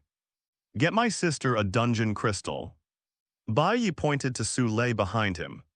"She just reached LV 14 a couple of days ago and needs to grind experience." Do you have any dungeon crystals suitable for hunters to grind experience? Su Li was slightly surprised when she heard that Baiye actually wanted to buy her dungeon crystals. Her fair face flushed crimson instantly. Her eyes filled with panic and unease. She quickly grabbed Baiye's sleeve, her fingers trembling slightly with nervousness, and said haltingly, Brother, dungeon crystals are so expensive, we shouldn't buy them." Her voice was as faint as a mosquito's buzz, barely audible. Baiye gently patted her little hand, comforting her. "It's okay, Eli brother has money," Xing Yuyan, watching this scene from the side, coughed lightly and chimed in, "Yes, Sister Ailey. Your brother is quite the big spender." Then she looked at Baiye and said meaningfully, Well, I'll give you a 10% discount." "Oh no, 10%. She was referring to how Baiye used a mental barrier on her in the dungeon, saving her life in the dream world. Upon hearing this, Baiye raised an eyebrow and said disdainfully, "That's it. No, could you be any stingier, hey?" Xing Yuyan stomped her foot. "A 10% discount is already the limit. Do you know how strict my sister is with the accounts? Last time I sold some mechanical props I made and gave someone a 20% discount, almost broke my bones." Afterwards, Xing Yuyan led them to a special exhibition area. The soft yet bright lighting illuminates the replica crystals set in exquisite bases, making them sparkle with vibrant colors. Xing Yuyan picked up a dungeon crystal that emitted a pale blue light and introduced it to them. "Here. This is the Shadow Forest dungeon that I just acquired a while ago. All monsters inside, whether they are regular mobsilites or bosses, are completely countered by ranged classes. I originally planned to do it myself, but the other day, well, got it. You gained a lot of experience in the dungeon." Baiye took the crystal and scanned it using the system function. Item: Crystal Shadow Forest Dungeon. Recommended level: LV14 LV16. Number of uses: 3. Number of participants allowed: 2-3 people. Number of monsters: 49. Note: the monsters include 40 ordinary flower fairies, LV11 tilde LV13. 8 elite flower fairies, LV14 tilde LV16. And 1 boss flower fairy, LV17. As Baiye checked the instance information, Xing Yuyan explained, "This dungeon is the easiest of all dungeon types. Flower fairies are among the weakest of all monsters, and they don't fight in groups, making them easy targets for ranged classes to defeat one by one. Even the boss, if you bring enough supplies, can be slowly whittled down with ranged attacks." "How much?" Baiye stroked the texture of the crystal surface. "Original price 30 gold coins. Discounted price 27 gold coins, no bargaining." 30 gold coins is actually quite expensive for a level 14-16 dungeon crystal. However, for the current Origins game, it should be said that in the Eternal Sanctuary dungeons, each death results in a loss of at least 1 level. In reality, most players don't attempt high-difficulty challenges like they would in a regular game. Their priority is survival. It's normal for dungeons with weak monsters that don't group up to sell for higher prices. Before Su Li could dissuade him again, Baiye readily paid 27 gold coins and then left Xinghui Trading Company with Su Li. Afterwards, Baiye took Su Li for a stroll in the commercial street, and they also went to the farmer's market to buy some groceries before heading home. Back home, Baiye handed the dungeon crystal to Su Li and asked, "This dungeon crystal requires at least 2 people to enter. Should we call your good friend Xiao over to help us?" Su Li shook her head. "No need. Xiaoqian's family is rich, they don't lack anything. Moreover, her family wasn't exactly wealthy, so even with close friends she couldn't be that generous. Furthermore, she had always refused Xiaoqian's invitations before." Seeing this, Baiye feigned deep thought. "Well, I can't possibly go in with you, can I?" As soon as he finished speaking, Baiye felt Su Li's expectant gaze. "Can it be? Brother too, and brother's been stuck at level 10. For a long time, hasn't he?" Upon hearing this, Baiye reached out and patted Su Li's head, smiling as he said, "I broke through a while ago. Besides, I'm a scholar-style priest, so I don't need experience to level up. However, He didn't refuse the suggestion to go on an adventure with his sister. So he said, but I'll just make up the numbers for you and help you out, trying my best to keep Ali from getting hurt. Feeling the warmth of Baiye's palm, Su Li's forehead steamed agony and she nodded shyly. Okay. Okay, as soon as they were ready. They sat on the sofa in the living room and together held the replica crystal. Ding. Players Chinese letter Chinese letter Chinese letter Chinese letter LV11 and Chinese letter Chinese letter Chinese letter Chinese letter LV14 have been detected and meet the requirements. Enter the dungeon Shadow Forest, weather slow. Slow when Su Li saw her brother's player nickname. She was completely taken aback, especially since the last character of her own nickname was. What? Is it really possible for such a coincidence to happen in this world? The siblings weren't very close before, so they only added each other on WeChat and didn't become game friends. Now that Su Li had learned their nicknames for the first time, her face instantly turned red again, even. Steam rose again. Baiye was somewhat surprised to see her game nickname, but pretended to be puzzled and asked, "What's wrong, Ili?" And nothing. Su Li quickly cooled down her face, then urged her brother to click to enter the dungeon.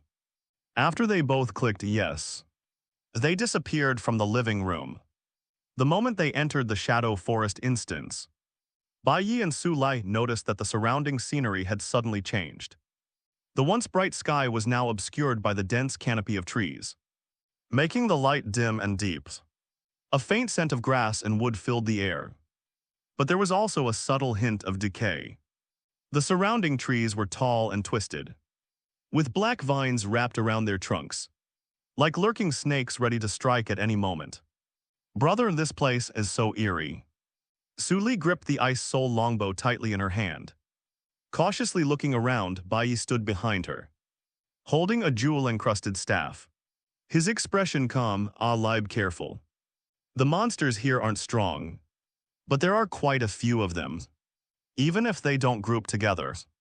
If several flower fairies are in the same place, they'll still attack simultaneously. Su Li nodded but didn't say anything more, however. She looked at the staff in Baiye's hand with a puzzled expression. Has my brother finally decided to change his staff? The two moved forward along a narrow path, with rustling sounds coming from the shadows around them, as if something was watching them from the dark. They hadn't gone far when a strange noise suddenly came from the bushes ahead. Immediately afterwards, a ghostly flower slowly emerged from the shadows. Its body is somewhat like a sunflower, but it's purplish red, and it stands 1.7 meters tall, a vibrant purplish red flower about a meter in diameter. Blooms atop its head, and most of its body is composed of translucent vines.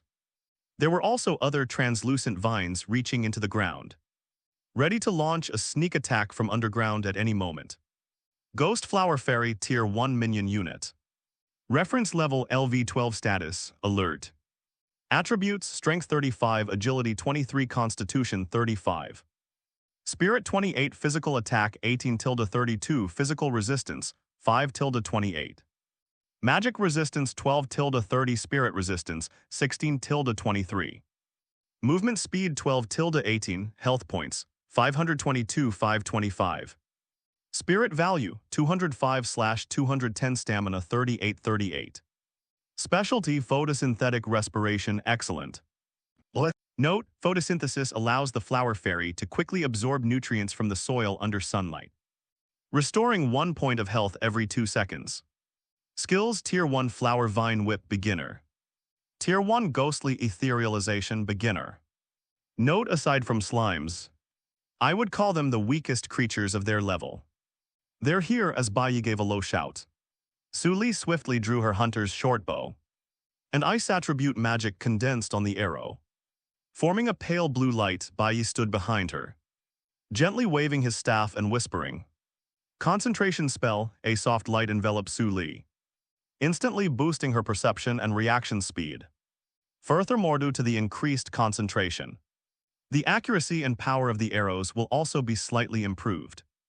Immediately afterwards, Baiye released mental interference, and an invisible wave spread out, causing the ghost flower fairy's movements to slow down considerably.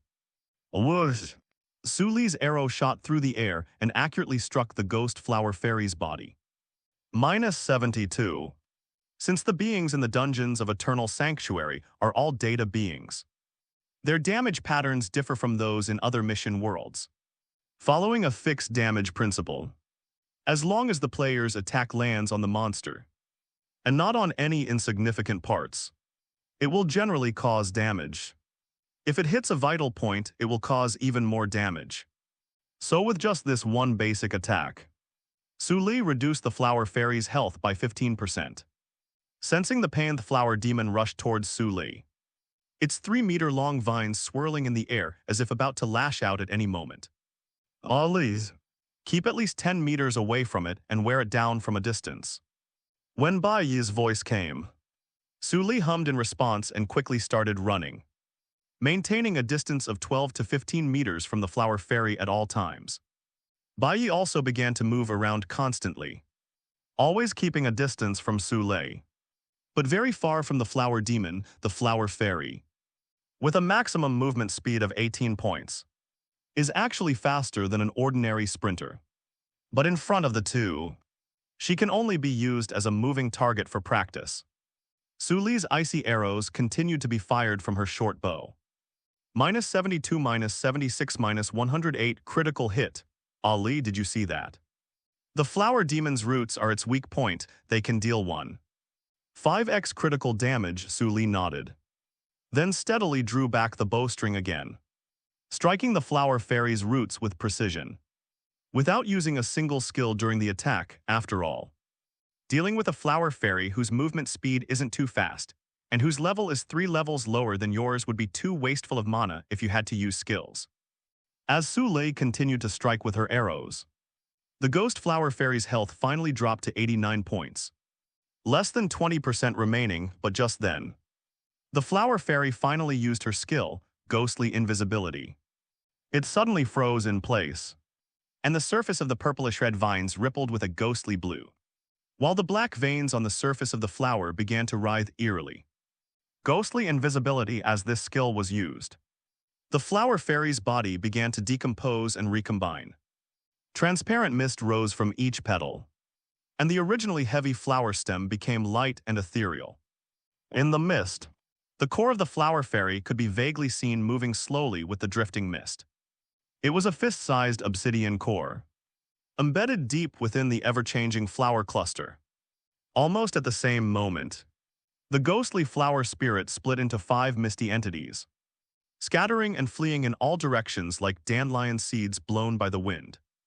The furthest part of the fog had drifted to the shadows of trees more than 10 meters away, while the one enveloping the core was swaying and fleeing into the depths of the forest. Attention, its core has been exposed. This is a plant-type monster. Hitting its core will deal at least 500% critical damage.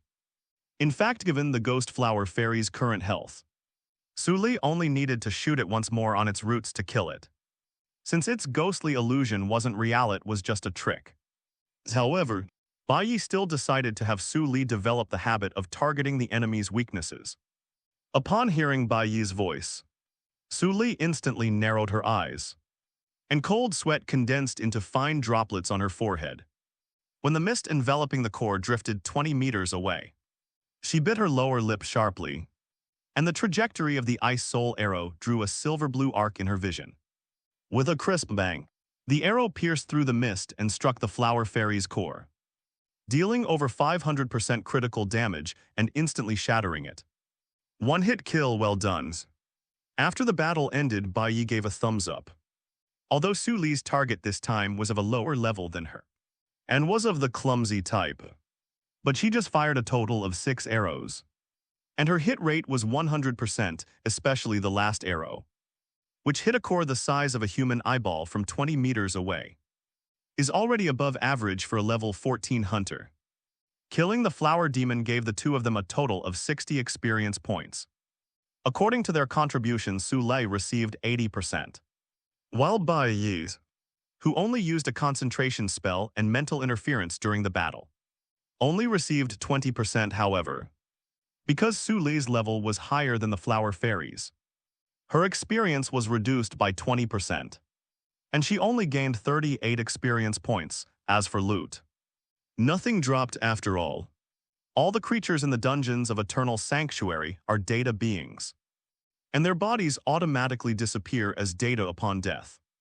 Although the game includes some loot rewards to incentivize players, according to official statistics, the overall drop rate in the dungeon is less than 5%, so anyone thinking of relying on loot dropped by enemies to sell, and then using dungeon crystals to endlessly grind experience can forget about it. The two continued walking and soon encountered another ghostly flower fairy. Baiye quickly cast a concentration spell and a mental interference spell, and Su Li swiftly drew her bow and fired 3 arrows in quick succession. Every arrow hit its target precisely, before the ghost flower fairy could even launch an attack. She was so frightened that she exposed her core and fled. Then he was shot and blown to pieces by an arrow. As the two ventured deeper into the forest, they encountered more and more monsters, including 3 flower fairies at one point. Fortunately, they were too slow to react. Before they could launch an attack, Su Li used her skill to sever the root of one of them, preventing it from escaping. The remaining 2 were not a threat. Baiye temporarily held off one of them using mental interference and evasion, while Su Li quickly dealt with the other and came to provide support. Finally, defeat the flower fairy who couldn't escape. After dealing with 7 or 8 ghost flower fairies, Su Li's stamina was the first to give out, after all. The hunter class fights by running and attacking from a distance, and both running and drawing their bows require a lot of stamina.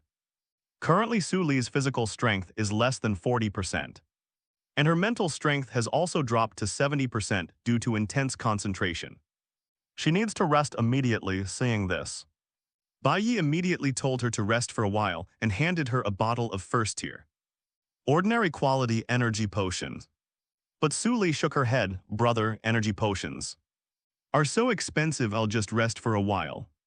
They just killed 8 ghost flower fairies, but not a single core dropped, with no spoils of war to be gained. The ever-frugal Su Li refused to expend the expensive energy potion to recover. Upon hearing this, Baiye chuckled and didn't insist any further. After all, Su Li had also learned a skill similar to meditation at school, which could quickly restore physical and mental strength. So after resting for half an hour, she stood up again. Shortly after, the two resumed their journey. A much larger shadow flower fairy appeared before them. Its vines are thicker, reaching a height of over 1.8 meters, and the flowers on top are more flamboyant and enormous, exuding an unsettling aura. Shadow Flower Fairy Tier 1 Elite Unit. Reference level LV16 status, alert. Attributes: Strength 45, Agility 28, Constitution 45. Spirit 35, Physical Attack 21-40, Physical Resistance 8-38. Magic Resistance 15-42, Spirit Resistance 21-32. Movement Speed 15-23, Health Points 810-810. Spirit Value 254/262, Stamina 52-56. Specialties: Photosynthesis and Respiration excellent. Robust Physique excellent. Note: robust build. Strength plus 10%, Constitution plus 20%, Health plus 20%. Skills: Tier 1 Flower Vine Whip intermediate. Tier 1 Seed Spray beginner. Tier 1 Shadow Etherealization beginner. Note: a disgrace to elite monsters. An elite monster is coming, be careful, Baiye warned. Su Li nodded, her expression turning serious. She quickly drew her short bow, condensing ice attribute battle chi onto the arrow. However, the Shadow Flower Fairy was much faster than the previous Ghost Flower Fairy, and its vines lashed out at her like whips. Mental interference, faced with a level 16 elite monster. Baiye did not stand idly by any longer. He immediately unleashed his skill, and the Shadow Flower Fairy's movements became sluggish. Seeing this, Su Li seized the opportunity and quickly shot several arrows toward the roots of the enemy. However, the Shadow Flower Fairy's reaction speed was clearly stronger. Of the 3 arrows, only one landed on the root. while the others were blocked by the thick vines. The shadow flower fairy's whip ripped through the air once more, and Sule easily rolled to the side, leaping onto a tree. After securing the high ground, they fired at the flower crown on the head of the shadow flower fairy. Unfortunately, these attacks were still lashed away by the vines. Remember what I said before. If you encounter an evenly matched opponent, don't fixate on attacking their vitals. Think about what else you can do to affect them.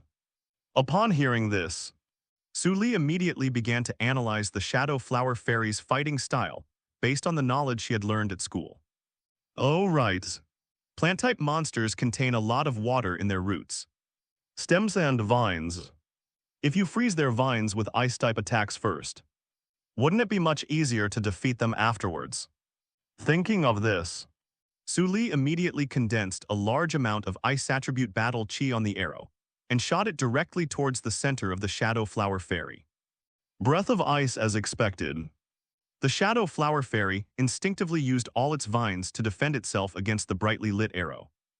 As soon as the arrow made contact with the vine, the former instantly burst open, releasing a large amount of frost that froze the latter.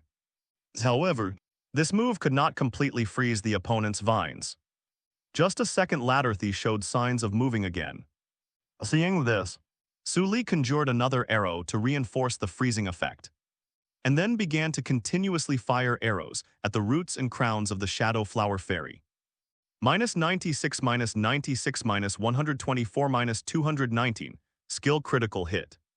By the time the shadow flower fairy finally broke free from some of the freezing effect and tried to resist by swinging its stiff vines, Sule had already reduced its health to 23%. But for some reason this guy didn't run away instead. He started waving his vine string to fight back. Its core is beneath the flower. It will be exposed for 1 second when it attacks. I'm going to cast a mental attack later, aim there. Baiye analyzed calmly. Suli nodded and adjusted the firing angle. When the opponent attacked again, Baiye released mental interference, slowing down its movements. Suli, following the command, also conjured a piercing arrow and aimed it at the area below the shadow flower fairy's flower. Whoosh! The arrow shot through the air and struck the core of the shadow flower fairy precisely.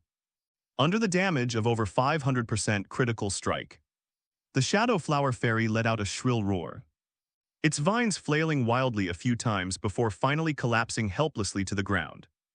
Even if a level 16 shadow flower fairy is a low-level monster, it still gives twice as much experience as a regular monster of the same level because it is an elite monster. A total of 200 experience points were awarded. Suli gained 150 points, Baiye gained 50 points. And after the experience bonus from killing enemies above their level, they gained 210 and 100 points respectively. The two continued forward and soon arrived deep in the forest. Along the way, they encountered several more shadow flower fairies, and even saw one of them leading several ghost flower fairy minions. Unfortunately, Suli had gradually mastered the combat techniques to deal with them, and their movement speed was too slow and their attack range was limited, forcing the two of them to kite them and defeat them one by one.